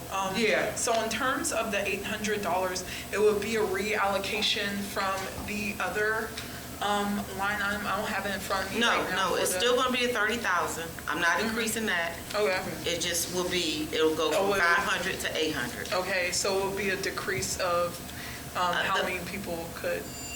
Yes and no, because everybody's bills are not gonna total $800. So it'll be a combination of, we may not be able to help everybody, but most people's bills won't total 800. But like I said, I asked you guys to go home and calculate yours. Did anybody do that? I did. And did it go over 500? Yes, ma'am. So that's why I asked for the increase. But ma'am, I did not account for okay. inflation when I said 500 initially, but when I went back and reviewed it, I thought 500 was too low. So Okay. that's that. Any other questions? I'm sorry, not that's that, but. Okay, so, was that, Councilmember White, was that it for you, your question? Yes. Anybody else have a question on that, because the motion's on the floor?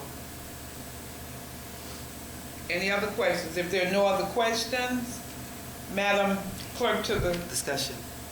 I didn't have a question, I have discussion. okay, well, you want more discussion?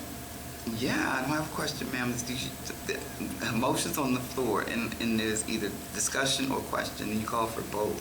I don't have a question. I actually called for any questions on the motion, really. That's what I actually called for. So, I mean, either one, if there is a question, we want to get this vote finalized. Okay, mine is discussion, Madam Mayor, it's not a question. Okay. Well, discussion. So I have before me an amount, and please understand I have no problem with this process, this procedure, and or the provision to the community. But we initially quoted a $500 amount in the paperwork, and that's what we approved. I want to push pause because this is what comes to mind for me: 2 fish and 5 loaves of bread. So we wanted, the last time we met, the amount wanted to be increased to $1,000. And now that amount is being decreased to $800, but still an increase beyond the $500, which is the initial agreement. For me, just like the gentleman, I'm going to say it didn't really take for me to go home and evaluate mine, but for that gentleman to come in here and say, if he said 23 people and they could only help 9, they only have the funds to help the 9, but there was some left over, and that's a balance. So for me, when you increase the amount, you eliminate your extension. I'm just saying for $500, we can help more people. I am not trying to eliminate the process, but we would get more people, and I'm telling you, if I can't get 1,000 but I get 100, that just might take me over. $500 may not pay the whole entire bill, but and then at the same time, $500 may be just what I need to take me over. But now I don't qualify because you just increased it by $300. And we have had these discussions public. I know the reservation has been said, which is kind of sort of an assumption to me. Nobody's going to apply. And I said the last time we met, I think when you open this up, it is going to increase the flood. I really do. People are in dire need. I just want the council to consider reaching more people with $500. I say that also to say this gentleman right here is reaching out for help. He needs assistance. We just had feeding the homeless for District 24. People were there. I'm sure they could have used $500. I'm just saying, we can reach more people with 2 fish and 5 loaves of bread. Here's the onus also on the council as well. Maybe this doesn't go that far, but where are the other resources? Because we're talking about, when we talk about economic development, when we talk about highway usury, when we talk about signs, you know, we're looking for other sources. Where can we get money to do this, that, or the other? But when it comes to something like this, we're not extending that conversation. And I'm going to go back and refer to Mr. Pinckney's report about the individuals that live in the house and the one that got put out. $500 may save the young lady that got put out at the end of my street. I don't know. Councilwoman Waiters, you said you wouldn't qualify. Can you elaborate on that? On me qualifying? You said you raised it to 800, I wouldn't qualify. I'm saying, no, I said, you saying, are you referring to me, myself, or is that? A person. A person. well, So what I'm saying is if my bill has to be $800. It doesn't have to be 800. I don't understand, then I don't really understand. You're Okay, increasing the amount from, so why was it $500? That was the maximum amount? Right, so 500, so I can make it clear. Initially it was 500, what I requested initially. So if you brought in 3 bills and they totaled $600, we would pay those bills up to 500, and that's it. Does that make sense? It makes sense, but I got, my bills total $500. Are you gonna pay? Are you gonna help me pay? Yeah, we would From pay what? up to 500, but now I'm increasing it to 800. So if you bought those same 3 bills that total $600, you would get all 3 of those bills paid, because I can go up to 800. So nobody. I just want to make sure we don't eliminate anybody. That's just We're not eliminating, and I do understand what everybody is saying about we're helping less people. If we found that this program is beneficial to the community, and a lot of people do put in it, we still have that other 30,000 that I don't know who's going to get that program off the ground. We could always transfer money to keep this program going, or we stop this and we look at that other 30,000 and find another way to help the community. I'm not saying, I'm not trying to help less people. I'm just trying to make sure that when you bring your bills, we can pay up to $800 on any bill that's approved by this program. That's all I'm asking. And it's totaling, and when I said 500, I didn't account for inflation. I didn't account for the cost of living. Everything is extremely high right now. Mm-hmm. The groceries we bought 2 years ago is almost $75 more. And we all know that. So that's why I wanted to increase it to 800. Nobody's not going to be qualified. As long as you have bills that say this is what's owed, that's what's going to be paid, up to $800. So I just wanted to make that clear. You're not. Yes, that's the part that wasn't clear for me. I just, again, passionately, I just didn't want anybody at this particular time to eliminate it, because for me it was like, okay, so you have to meet this, not that. No, that doesn't qualify if you bring me anymore. bills that's total $400, that's all you're going to get paid for is that $400. Okay. If you bring me bills that's going to be close to $800, I'm going to pay everything and do not exceed $800. That's where I'm at. Some people won't have $800 worth of bills. Okay. That's the part for me. I thought they wouldn't qualify if they didn't. No, everybody Thank you. qualifies as long as they bring a bill. Thank you. So is that clear to everybody on the council? Anybody else have any other questions? I know this is new and we're trying to roll it out, and but trust me, when y'all start seeing how this program really works for the community, you'll be more than happy. You'll be pleased, and our residents will be happy. Thank you. Thank you. And the other thing, before we do the motion, I wanted to say I'm working on the flyer to get that so we can advertise it. We need to advertise. We need to get it out there. I also submitted a request for a drop box to Susan. She should be ordering that. Susan already mentioned the checks. And that's all I have as far, oh, I'm sorry, go ahead. Are we still using the main utility bills, water, gas, and electric? That was the other thing. Water, gas, electric, and solar, and oil, because some people still have oil. Okay. No. So what about internet? No. We scratched internet and cable, remember? Well, we scratched cable, but the internet was also looked at. So when you get internet, cable, and house, all that's bundled together as one. If it's not bundled, we'll take internet. We will take internet if it's not bundled. You get what I'm saying? If you have a bundle deal, we're not gonna go through your bill and see that your internet is $50. We're not doing that. So I would only do internet if it, I heard what you said. Can I add to? trust me, it'll work itself out. We're not doing cable. Right. Okay. Alternatively, sir, ma'am, if we don't do internet, that's when you start rolling over considerations into emergency management, which is what I was going to bring, have a conversation with the chief about. If emergency, in cases of emergency, and that's another conversation, you do need internet services. So if this doesn't meet that need, then maybe funding is in place for emergency management where you can provide in an instant. Yes, Internet service. that could be a supplemental. Okay, we ready to vote? Okay. Yep. So, all right, now I just want Yes, to that was add. my- that was- Was that your issue? That was my Okay, so issue. you're I just okay wanna make with sure it? nobody got So, eliminated. okay, the Thanks, only Ms. thing I Graham. want to make sure is on our ordinance, ordinance number FR, whatever. I revised We it. had, where is it? I'm sorry, Okay. I had to get out of my building today and I left my fob, my jump drive with it on there, but I can. Okay, so, no, but we can have it ready for we need to make sure it's ready before the January meeting. So I'll it'll have be it ready before to that. present, say like at work session, then we'll.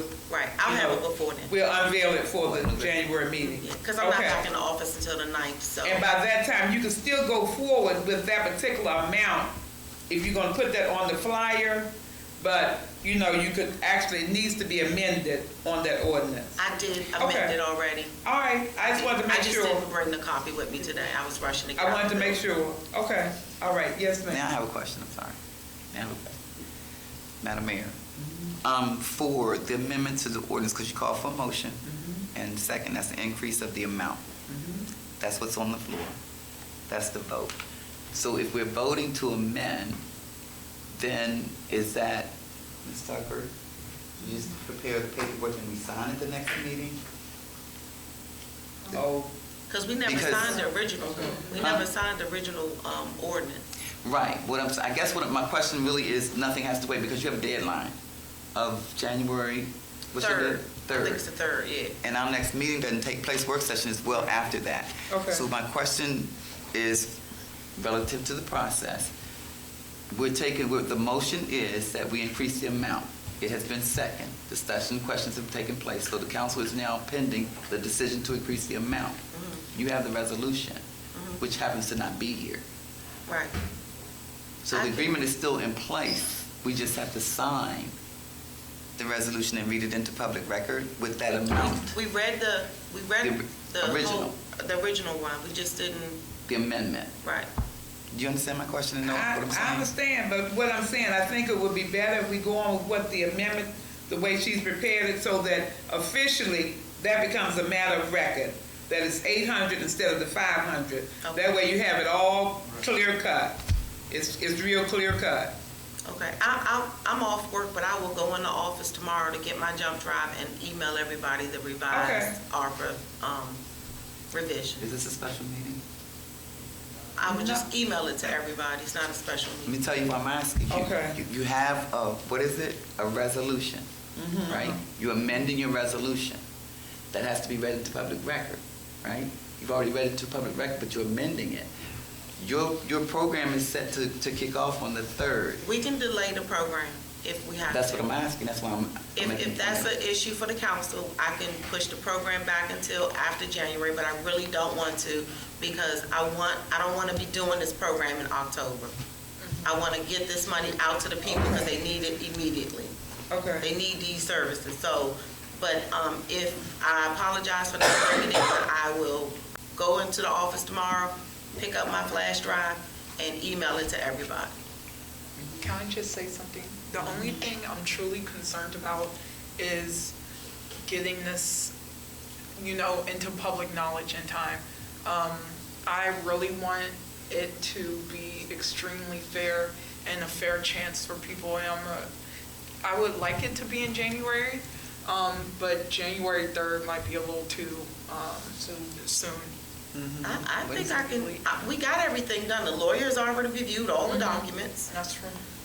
So that hard part is over. It's just getting you guys to vote on from the 5 to the 8 and then getting it publicized. I can have the flyer done by the end of this week. You say by January 3rd the program is kicking off. Yeah. So that's all it is. People will be marked in the program. People will have a chance. And it's not like it starts January 3rd, but it's ongoing until the funds run out. I'd like to amend the motion. Like a certain period of time. Yeah, I understand, but I want everyone to have a fair chance. What I'm saying is January 3rd, okay, that's right around the corner, right after Christmas. I'm afraid of an influx of mail, people not checking all of their mail, people going out of town and then coming back. I'm worried about things like that. I'm not saying to move it into February, but I think at least another week into January would be best. I don't want to move it anything past January at this point, because once again, I don't want this to be a thing we keep discussing and harping on. But I am a little concerned about January 3rd at this time. Like, Okay. I have no issue with delaying the program. I just don't want to delay it too far back because people need help. can we Okay, do so January What would you 9th? say, what, like I'd like to amend middle the of motion. January? I'd like to amend the motion. If the discussion question's over, I'd like to amend the motion. Okay, He was asking a question. Okay, I'd like to ask a question. Can we move this back? We can push it back to the 10th of January. The 10th of January? Yeah. Okay, Kim just texted me, the 10th of January works for us. okay. 10th of January. What's the, hold up.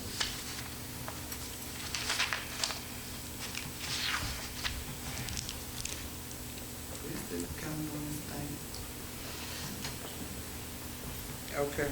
Um, All right, so is that satisfactory to everyone? We're going with the 10th of January? Or Councilmember Wade, do you have something else? You need an amendment to this, or are we going to vote on it just beginning on the 10th? the 10th of January is the work session. That's work session? Okay, all right. That's a work session, not a town meeting. The town meeting takes place on the following, which is the 18th. I'd like to amend the motion. Okay. All right. If there's nothing else.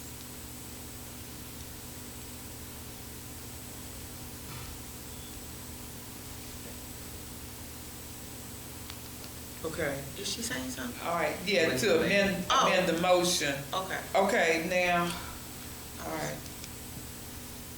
Now, this one, the first motion is still on the floor. We were waiting to do the vote on that, so at this time, I will accept an amendment to the motion by Councilmember Waiters.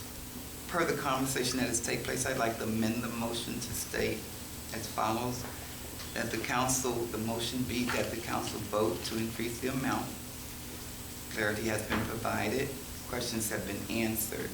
Considering the time frame and the fact that the resolution has been read into public record and the only change is the amount.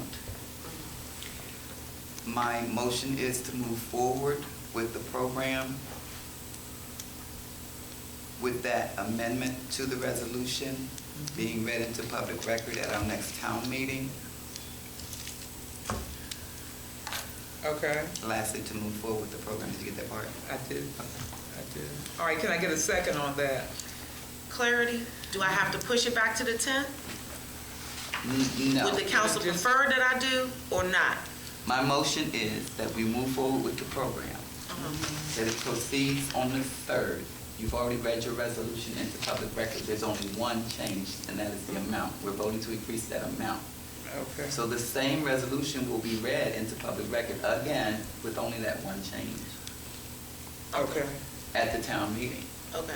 Okay. if the council votes to do so. But I don't see why it should stop you from the program starting at that particular time, because it's the same resolution, which is one change.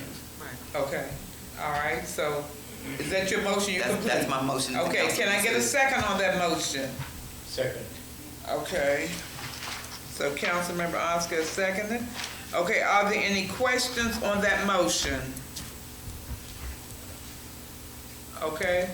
If there are no questions on that motion, Madam Clerk, Council Clerk, would you please call the roll? Rita Martin, Aye. Councilmember Waver, Aye. Councilmember Oscar, Aye. Councilmember White, No. Councilmember Dodson, Councilmember Dodson.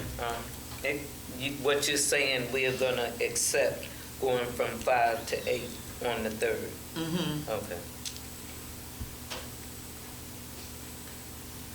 Okay. I said, okay. Oh. Okay, Hey, or nay? okay. Councilmember Barnhart. And Councilmember Stewart. Aye. Okay, so the ayes have it. We have 1 nay, no abstentions. So it passes, so we Thank have you, that, we have that done. Okay. All right, we're gonna move on down, and actually on our agenda, this puts us in a good position because everything that was in the original agenda, like the usage of ARPA funding for replacing the street signs, has already been addressed by the treasurer. We know that the kind of things that we need to categorize that, and we're gonna have to address this in a meeting coming up very soon in January. The Comcast renewal contract, Mr. Rumi talked about that in her report. That's already gone to the attorney, and we're gonna be getting that in time for our January meeting. Technology usage for Bank of America building, Mr. Jones was here to present that. And then he's also listed for making a short presentation, so that was consolidated into one.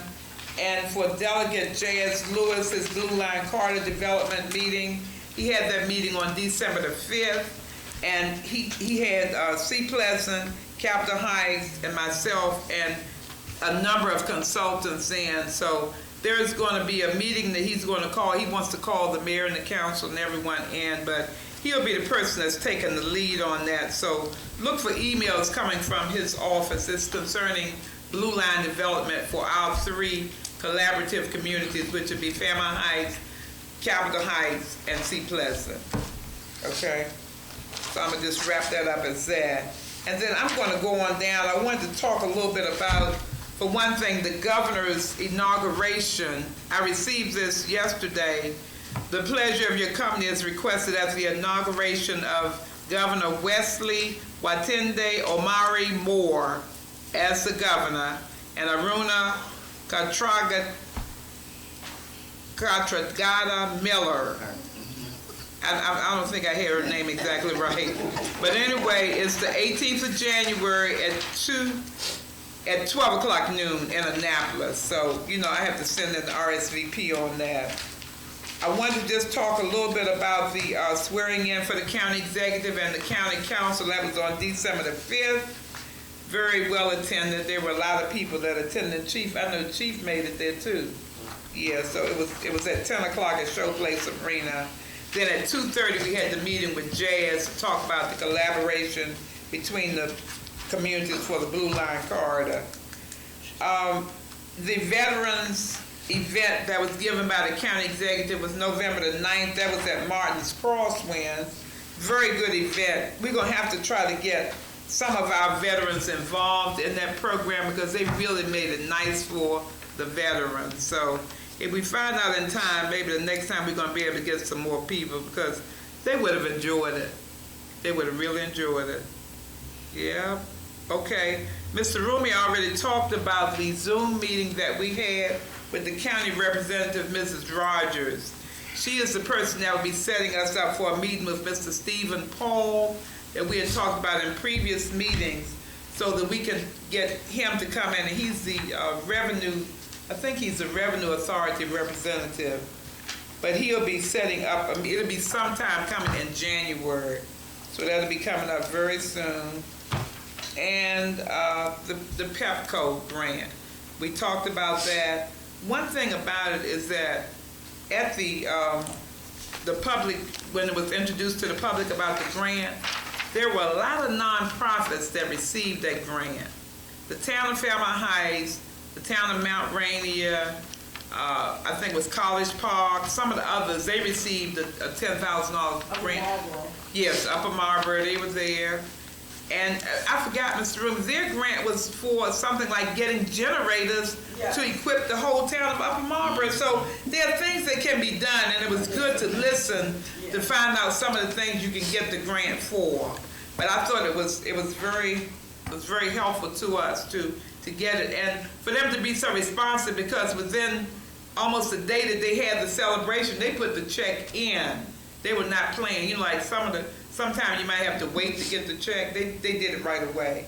So that was something. And Mr. Rubin, I want to definitely thank you again for that, because it's a lot of work that goes into getting these grants, and it worked out very well. Okay. I also wanted to say thanks to Mrs. Folks from J Street for coming and bringing that large container of cookies. It's for everybody. If you all want some, go on and eat some. I put them right there at the end of the table. Or if you want to take some home with you, that's good. And I think that was it. That was all I really had. So I'm gonna, oh no, it was one other thing. This was presented to us. This is a plaque that was presented by Miss Belinda Queen, and it's from the Prince George's County Board of Education. It's the Supreme Partnership Award presented to the town of Fairmount Heights. Thank you for your support and dedication to youth, families, and the Prince George's County Public Schools community. Your partnership and participation in District 6 are unwavering. Our scholars and the community have been enriched because of your commitment to service. This was presented in February, but she just gave it to me like on Friday night when I saw it down at the homeless event, District 24. So that's another thing. I didn't talk about that, but I think that on programs like that, it really behooves us to be present if we can. That was a very well-attended event, and it started like at 6 o'clock, but it was packed. And, you know, when the District 24 is giving things like that, we really need to try to go out. And I know that those flyers were in everybody's box. They were on everything, so people knew about it, but we didn't have any representation besides me and Councilmember Waiters. Now, I saw 1 or 2 people from Capitol Heights, but the other communities didn't really come out. So I think it's good if we can start going to some of these events, because it shows, especially the 24th Legislative, that we're interested in what they're doing. Yeah. It could have been an email sent out for that event. I didn't receive a flyer for that one. Oh, you did? No. It was out everywhere. That was very well advertised. I sent it to everybody. Yeah, it was advertised. Okay. All right, I'm going to move on down because we're still trying to get out. So I'm going to start up here with you, Councilmember Waiters. Let me talk real quick. I'm going to talk loud this time. We keep mentioning District 24, and I don't know whether members and/or council understand what and/or who we're talking about.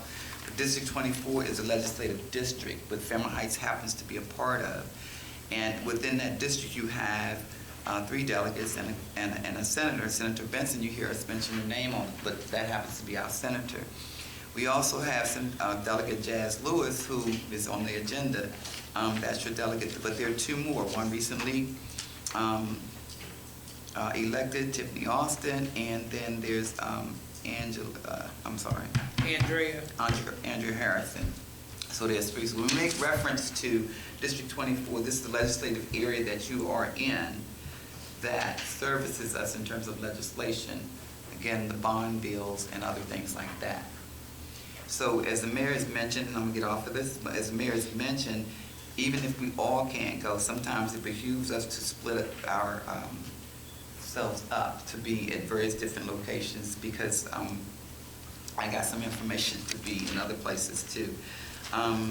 Mission of Love, one wanted to ask him, he was here, I don't know whether they knew about the feeding the homeless or not, but that for me is one connection that we don't have. So I'm glad that gentleman came in. I'm going off my notes right now, Ms. Walker. Mr. Pinckney mentioned purchasing the home at the end of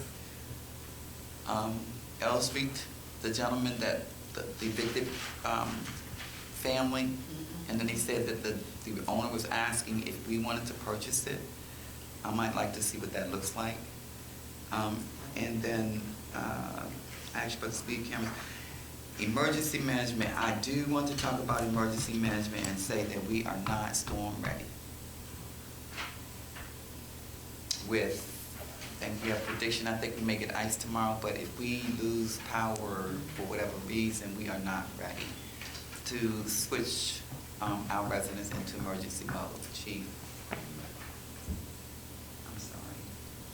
That's just the passion that I have, and I'll speak over mine. I just wanted to mention it, so you know how we can position ourselves to service. Because you know, it's like you're talking about the inspection on the building and all the above. It services the community, so we have to figure out if we have to shift into that position. And Councilmember Barnhart, to your point and what you presented here tonight, one thing that I did pin on there was like for that, those quotes that we do have, what I don't see on there is that type of communication, IT solutions for if we do lose power, you know, how do we switch over to something else? Again, I'm throwing that over in public safety.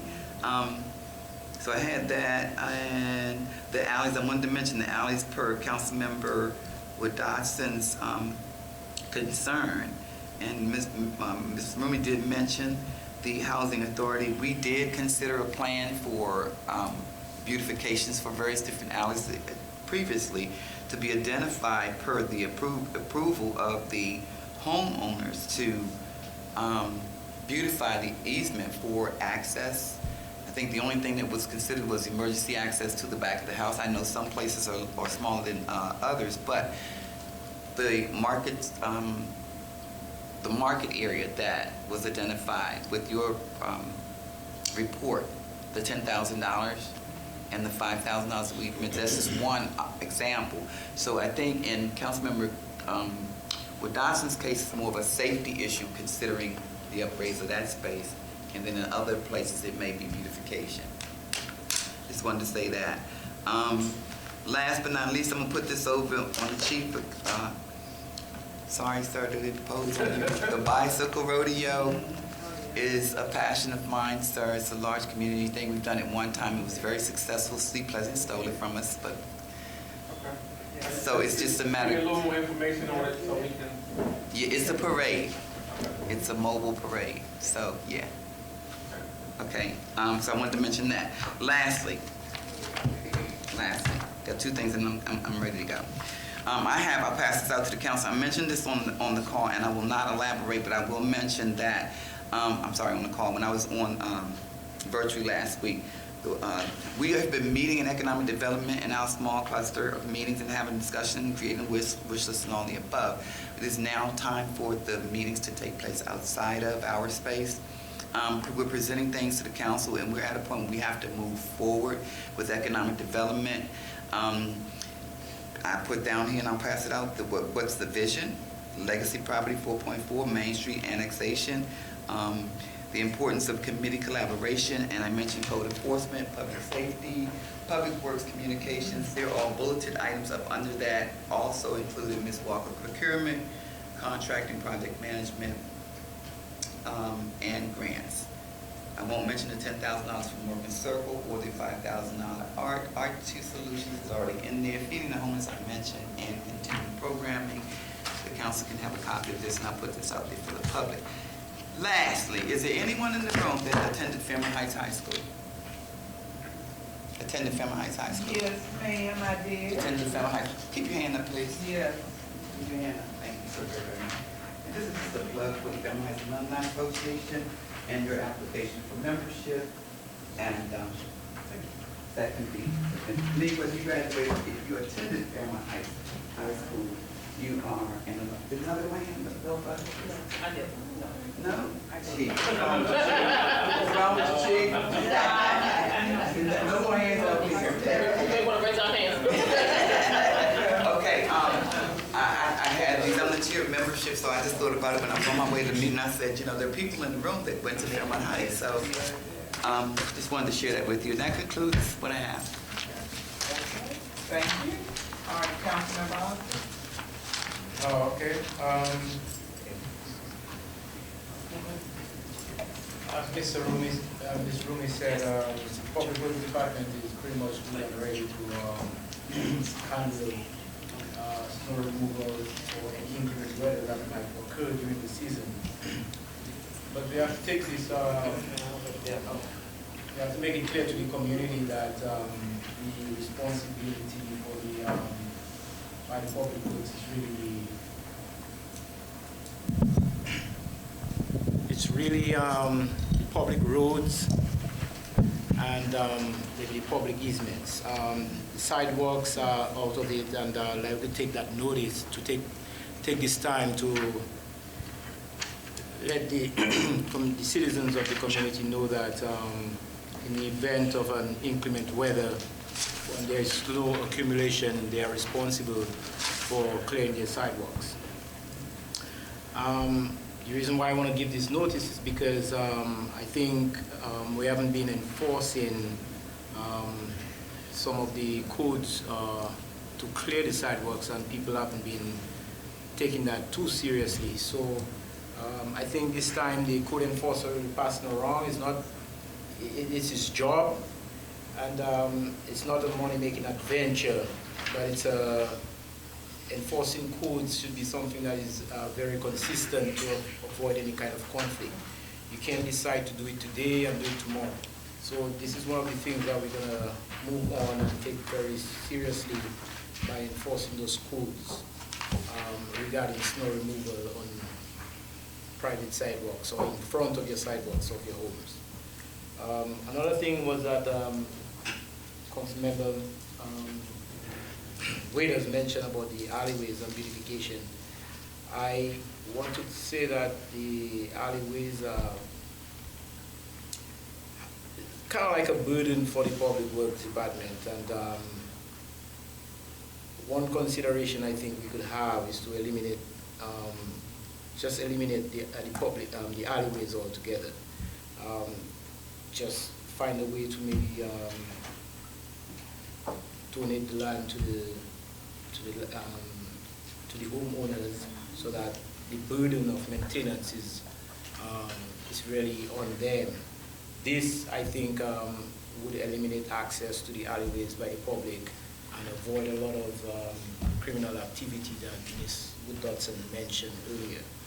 So I just figure, well, maybe that is one consideration that could be made by the council, to try to eliminate some of the alleyways, make them private property. In that case, the homeowners can put up fences and eliminate access altogether by the public. That was recommended before, but we never moved on it. Yeah. Because Actually, residential. Well, we moved on. 59th Avenue and 58, with the way it butt up, it never have been workable. I'm only 73, and I've seen them cleaned, and it's never going to be accessible. The fire trucks could never get down the back, Right. and they sink. So like what you're recommending, it needs to come to a point where we move. So what prevented it from moving forward? That's Once a resolution was taken. Well, No. there is more to that than meets the eye, but Yeah. we can talk about it. Because for one thing, is that a lot of the property delineations, that's where the problem started coming in. There are incorrect property delineations, and in order to claim your alleys, you have to know exactly that your property has been marked correctly. There is a lot of incorrect property markings, and we'll talk about that. It's broad. Yeah, because they don't butt up evenly, no matter Okay, how. so what about those that It's broad. it's not? Yeah, What I about guess those if that there's are a properly properly? marked, yeah, if they're properly marked, it's So why don't we easier. start with those that are properly mapped? Mhm. And then we can deal with the deviation. I hear you, I hear you. Like a Okay. situation in DC where they don't own their front yard, but they're accessible to it.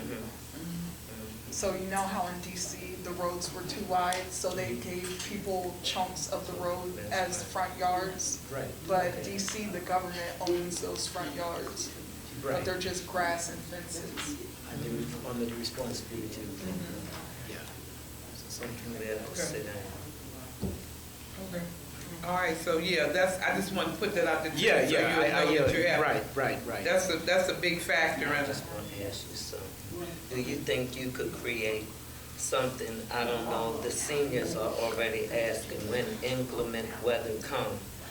Is Public Works, or are we going to try to have something accessible? There are a lot of seniors that live alone, that are really up in age, that can't clean. Right. I mean, Nancy is a perfect one that have to have help. So when it comes, will we be able to give a list, and it'll have the accessibility for, like, she has a caregiver that come like around noon. So with that, will we be able to help some of the seniors incur, snow removal during that inclement weather? Yeah, I definitely think there should be some flexibility. Can I? Because That way I that's what can I'm work with doing now. them, we Right. can coordinate with Public Works, and we can get it done. Of course. Okay, of course, that's what I'm asking. Can I answer that? I'm sorry. Yeah, we need That some. we would need that. Because we don't Yeah. have a So, Can I ask a question? okay. Oh, if we could We get a got second one? Yeah, we have, I know we have at least, Different places in the town, they have more than one snow blower. Like, Right. You got a list of seniors. I'm just We can making a get some suggestion. youth to volunteer and give the community service hours. Thank you, sorry, I'm sorry. if that could Come be. in. I'm not Also on high yours. school. Okay, let's, you all, come on, you have something else because, Relative to this right here? yeah, okay, It's not long. Okay. It's not long. okay, it's fine. You want me to yield my time too? Yeah, no, it's okay. Okay, so, okay, did you have another comment so we can move on down Yes, to the ma'am, we next want to part? move on, but doing inclement weather, the guys can only do so much, right? And it's just, it's people that need to be, it's people that's sick too. It's Right. people that need to be identified. So we don't need to wait until it snows. That's We what I'm need to do saying it now. now. Yeah, That's what I'm The saying. point that I was gonna make though is, when it does snow and it's out there, I know me, myself, I was in the truck with them, and I told them to go to the seniors first, and to Nancy, and to anybody that would complain, make them your priority. You have to know who the people are. Right. Miss Bush, I knew who Miss Bush was, I knew she had her husband, that was, bedridden there. You have to know who the people Yeah. are, so, because they can shovel, and they can shovel the walkway, but you're trying to make sure the people can go in and out of the house for emergency purposes, evacuation. Some can shovel, some cannot. That's not, Yeah. at a high level, we're concerned with people being reached when it snows. At the same time, remember, how many guys do we have? 4. In that capacity, in an emergency, trying to remove snow for every house that you say has a priority. I don't think we're thinking high enough for that. And I'm not dismissing your snow blower. I'm just saying, I was out there in the snow. It's gonna take more people to cover the increase of, snow, depending on what, even ice.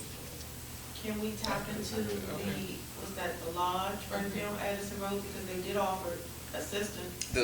Yes. We can tap into them. Mm-hmm. You just gotta use our resources. Yep. You just can't just think One one day, way. adopt a house. Yeah, that's the point, that's How the would you answer to do your it? question. I think they that- probably would help, The I thing think is, they were right, we asked. need to Yeah. firstly identify these people. Right. But the thing is, I'm wondering, and this is really a starting point for us, how would you go about identifying these people and also extending our reach? You make communication on your website, you do like some type of registration processing. Councilmember Wood Dawson did the census, some contact. I think you did something, you had a sign-in sheet. Every opportunity you have something, you have a sign-in sheet. You did the scanning. I think I'm more worried about, once we identify these people as well, one, how do we help them in terms of getting the manpower? Yeah. Emergency management. Those are all the things that we have to work into, emergency management, again, at a high level. We have to figure out how we're going to service in an emergency, and I think, the most expert person in here that can help us out with that is Chief. Not to put it on him, so we have to do something too, but we have to identify, our onus on us is to identify the people. I don't think we can tap into people's addresses via voter registration, but somehow, some way, we have to do it. Yeah. I have a comment and a suggestion. Oh, and that was the flag in the door. That's what we say, flag in the door. Oh, yeah. Because that was on the news too. Flag in the door. This is in College Park. What we did was, I'm okay. You're right. We had a little door tag, that, you put on your mailbox, or on, not your mailbox, but in your door, that says, in color, says, I'm okay. But if you pass by, or something said not okay, if you pass by and that hasn't been changed, then you do a wellness check. And that's a real workable program, especially identified senior citizens. Was it like a Because at one point, we started to do that here. We did. That's why you should know about it, yeah. Yeah, they just flip it. Okay, they flip it. They flip it and it's more of a patrolling kind of thing. And you got those made, do you All right, you all, We never made can we get past this, you all? We can. Okay, Is that your? all right, was that it for you, That's it for Councilmember? me, Okay, Madam Mayor. Councilmember White. Hi. I don't have too much to say. I was really working on complimenting the success of our cleaning efforts in the town, thanks to Ms. Rumi and Mr. Pinkney. I know we've all personally seen a change in the town. I was driving around earlier this week saying, it is so clean. The curbs are so clean now. And, you know, it's really such a great effort, and I truly appreciate it, you know, all the hard work you all do. Especially, too, with 59th Avenue. I live on the intersection of 59th Avenue. But in terms of the rodent problems that were coming out of certain homes that you all worked so, you know, tirelessly to fix, I'm sure you all know about, I won't say it exactly, but the home on, on 59th Avenue with the construction and the tires in the back. So just the removal of that, yeah, it was really bad. No, it's on file, but the amount of just debris, construction, like tires, cement. This home was just it was an eyesore. It was a public health problem between the cats and the rodents. And also it was blockading the alley behind it. So I would just like to thank you all for doing such a good job on that. And then in the future, in terms of, this is really soon, but hopefully we can talk about that this is Sunday, I believe, is Christmas. Santa on the fire truck.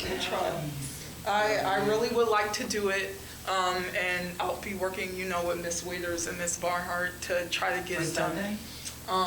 No, they are not doing it on Sundays. Because that's Christmas. That's when they do it? Yeah. No, Laurel does it like two weeks in advance. Yeah, you have to plan it. But, yeah, you have to plan it because you have to be able to give the kids something. You give them something when you go. You're talking about on the truck, right? Yes, so I would like to do it before Christmas. Yeah. Highly doubt they'll do it on Christmas, but I would really like to get that done this year. Yeah. But they come, I'm telling you, they came, nobody knew they were coming, that's why, somebody sent an email to the Facebook page. And I sent it forwarded to the Fairmount Heights, whatever, and I didn't know how to answer, so I forwarded to the address. My point is, I've been, happened to be awakened by the truck coming through. So I was sharing with Councilman Barr, we just call to see if they're doing it this year. And if they are, it's nothing for us to do. But next year, oh yeah, we will actually tap into it, actually like a little mini parade. Yeah. We just have to inform them that they're coming. Yeah, and that's true. But you know what? And see, that's great because we used to do that every year. That was my project because I work with youth projects ever since I've been here in the town. And it was so good. The thing about it, you got to get prepared because you got to go out and buy them something. You got to buy some, whatever you're going to be giving away. We used to always be giving away candy and some gifts or whatever. But you know, you prepare for it. So it's a great idea. Yeah. It is great. It's great. About 12 o'clock, you'll hear. Yeah. If they're doing it this year, you'll hear the siren come. Yeah. I think they come down 59th Avenue. I'll call them to make sure. Okay. See what's going on. All right. Yes. So that's something good. Is that it for you, council member? Yes. That's for you. Councilmember Wood Dodson. Yes. What was done in the month, we gave out dinners for the seniors and those that were shut in. Dinner was purchased, cooked, prepared, and disseminated. Joyce White of the Citizen Association as well as Kim Gladden came in and helped trade up the food. And we served 26 people that were in. Martez Barnhart brought some baskets back, and I had 10 to pass out. He had some as well, and we disseminated those in the community. The Masons also took a list from me, and they gave out like 26 baskets to our seniors. First Baptist Church at Fairmount Heights adopted 8 families in the community, and they've already done things for them for Christmas. I've gotten calls back. The chief and myself and those that assisted did the coat drive. The count would be on the QR code, wherever that goes. I guess you can find the registry of how many we passed out. And It goes to me and then gets sent to Dr. Smith. okay, then I'll get the list for that. We had money given through a Secret Santa, and the gifts for, I was able to purchase 30 gifts to pass out to seniors and kids that still needed coats that were larger sizes. I bought them and passed those out. So we had a good giveaway this year. And that's my report. All right, thank you. Councilmember Barnhart. I want to make sure my mic is on. Hello, everyone. So, my report, I finally got a report, y'all. Listen. I want y'all to listen. I got to grab the mic, I'm sorry. I'm excited. So, we doing I know the flyers were sent out kind of late. Some of the residents received them today, light of the night. I'm still going to do the contest. I'm not going to back out. I thought about it. A lot of people in the neighborhood are still putting out their lights. I'll be riding through the town on Friday night, looking throughout the area. I'm going to take pictures. I'm going to write down the address. There's going to be 3 houses that's going to win. One is going to win a $100 gift certificate. The next one is going to win a $50 gift certificate. And the other one is going to win a $25 gift certificate for the houses who have won the most decorated light of the night. Also,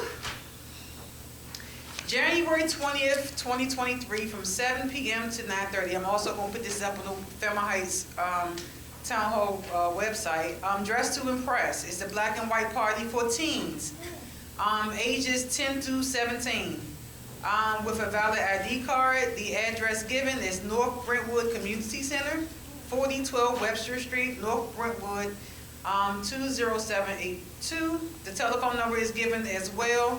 It says, walk the red carpet entrance and celebrate the first few weeks of the new year with dancing, refreshments, photo booth, and much more. So that is the black and white party that Brentwood is having. So that's one. I have something else. Expanded activities for the youth programming for this holiday season. Oak Crest Community Center, North Forestville Community Center, Suitland Community Center, William Bings Community Center, Hillcrest Heights Community Center, Glass Manor Community Center, Prince George's Plaza Community Center, and Sea Plaza Activity Center. All will be having open gym. Extreme teams from 7 to 11 on Fridays, some on Fridays and Saturdays. And they will be having open gym from, I want to say, 3 to 6. Some are doing it on just Saturday from 9 to 4. I got a little list, y'all, I'm sorry. The Showplace Arena is having In the Water basketball battle from Thursday, December 29th through December 30th. Tip-off 12 noon each day. It's several schools that's been listed. Lago versus Theodore Roosevelt High School. Tacoma Academy versus Anacostia High School. Alexandria. Friendship Tech Prep. Wynn Park High School. Frederick Douglass. Theodore Roosevelt again. Albert Einstein High School, and Eleanor Roosevelt. Yay! This is all taking place at the Showplace Arena. I will also put this information up on the Town Hall Fairmount Heights webpage. The Public Playhouse is also having events, but I will really discuss that my next month. I have something else very important to tell y'all. Hold on, let me get that together. Let me go back. I just had it. We do have a new pastor at Silver Vista Baptist Church. His name is Pastor Herman Hawkins. Pastor Herman Hawkins will be having youth ministry pizza with the pastor. It's the telephone number given from the pastor. You must call the church at 301-925-0180. This will be taking place January 27th from 7 p.m. to 8:30 p.m. Also, the new pastor, we have an initial sermon taking place on January 28th. I will provide more details concerning that as soon as I'm able to get that information printed out, but it's also on Facebook, and I will forward it to the Fairmount Heights webpage. We are all invited to come to his initial sermon. It was going to be a big event. He's having it at another church in Upper Marlboro.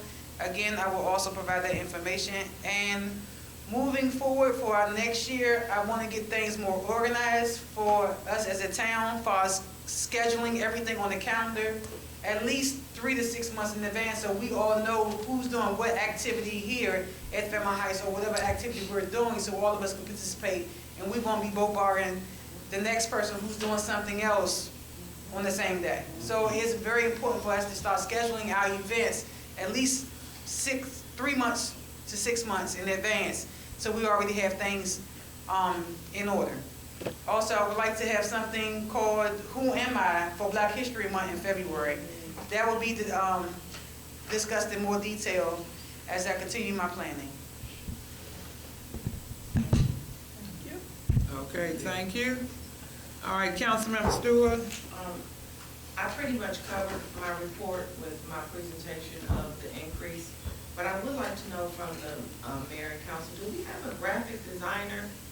Because I created a flyer for your Light Up the Night, but I had to pay for that software to do that. So do we have somebody that creates flyers for the town? Not really. No. Well, but we do need a graphic somebody, because if we're going to continue to communicate through flyers, we need somebody to create these flyers where it doesn't use up a lot of ink, and they look nice. That's why we have a town hall Facebook page for a lot of people that actually try to go on Facebook, along with passing stuff out. I get it, but we do need somebody to create these flyers, something we need to just put on the radar. It doesn't have to be now, but I'm up here now trying to create the one for the program, and I'm not a graphic designer. Yeah. I just realized that just a few minutes ago. I'm not this person.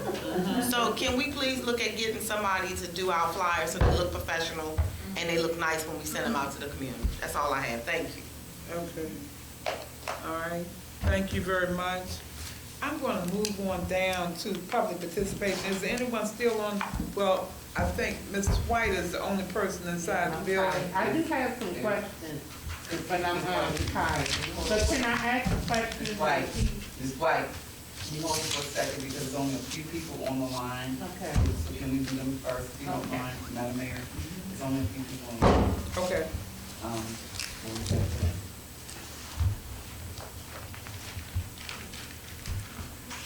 Ms. Glad. I'm sorry. Okay. So anyone, Ms. Clark, Ms. Glad, and Mr. Barnhart. Okay.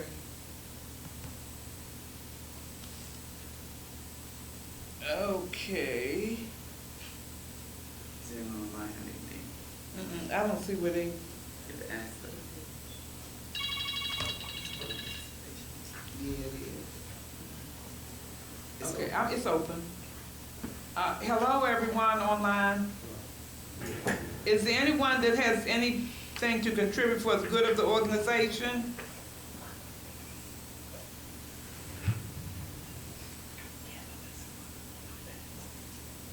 Anyone have anything for public participation that's online? No one is answering. Okay. Okay. Ms. Gladden? 1 second. Yes, ma'am. Okay, I have a question regarding the energy assistance program. So once we kick off the program on January 3rd, as Councilmember Stewart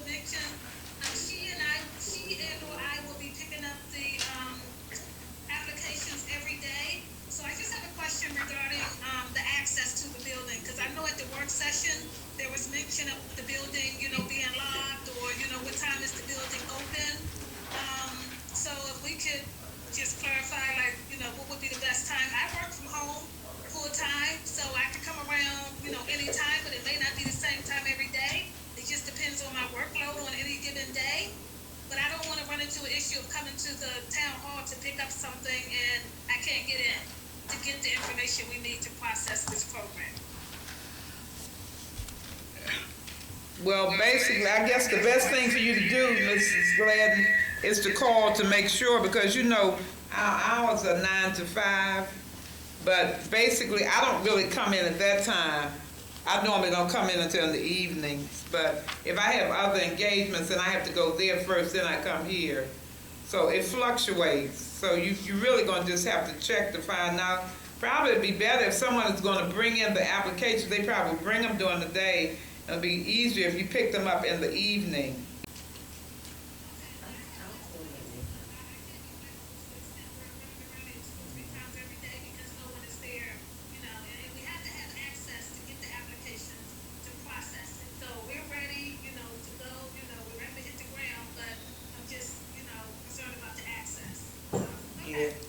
Yes, okay. All right, is there anyone else on the line that has something for the good of the organization? Okay. All right, we're gonna move on to Mrs. White. Okay, the question I had, I've had it for the chief, but Councilwoman Stewart, is the Citizens Association still gonna be involved in interviewing the new police officers? You should have been on that. I never got an email either, but you were selected to assist with the panel. Okay, I never received anything. Yeah. Because the chief asked who in the community could help, and I asked a few people, and she said yes, and I provided the chief with that information. So I'm just not sure. I didn't even receive an email about it. So I don't know, because the chief did announce it during work session, but I hadn't heard anything. Right. But it is tomorrow. What time does it start, Ms. Room? At 5. At 5. So what time do you want everybody here? Well, I think we have to coordinate with the chief, because he just asked me to contact me to set the schedule. That's what I did. So I think, Chief, we have a question for you.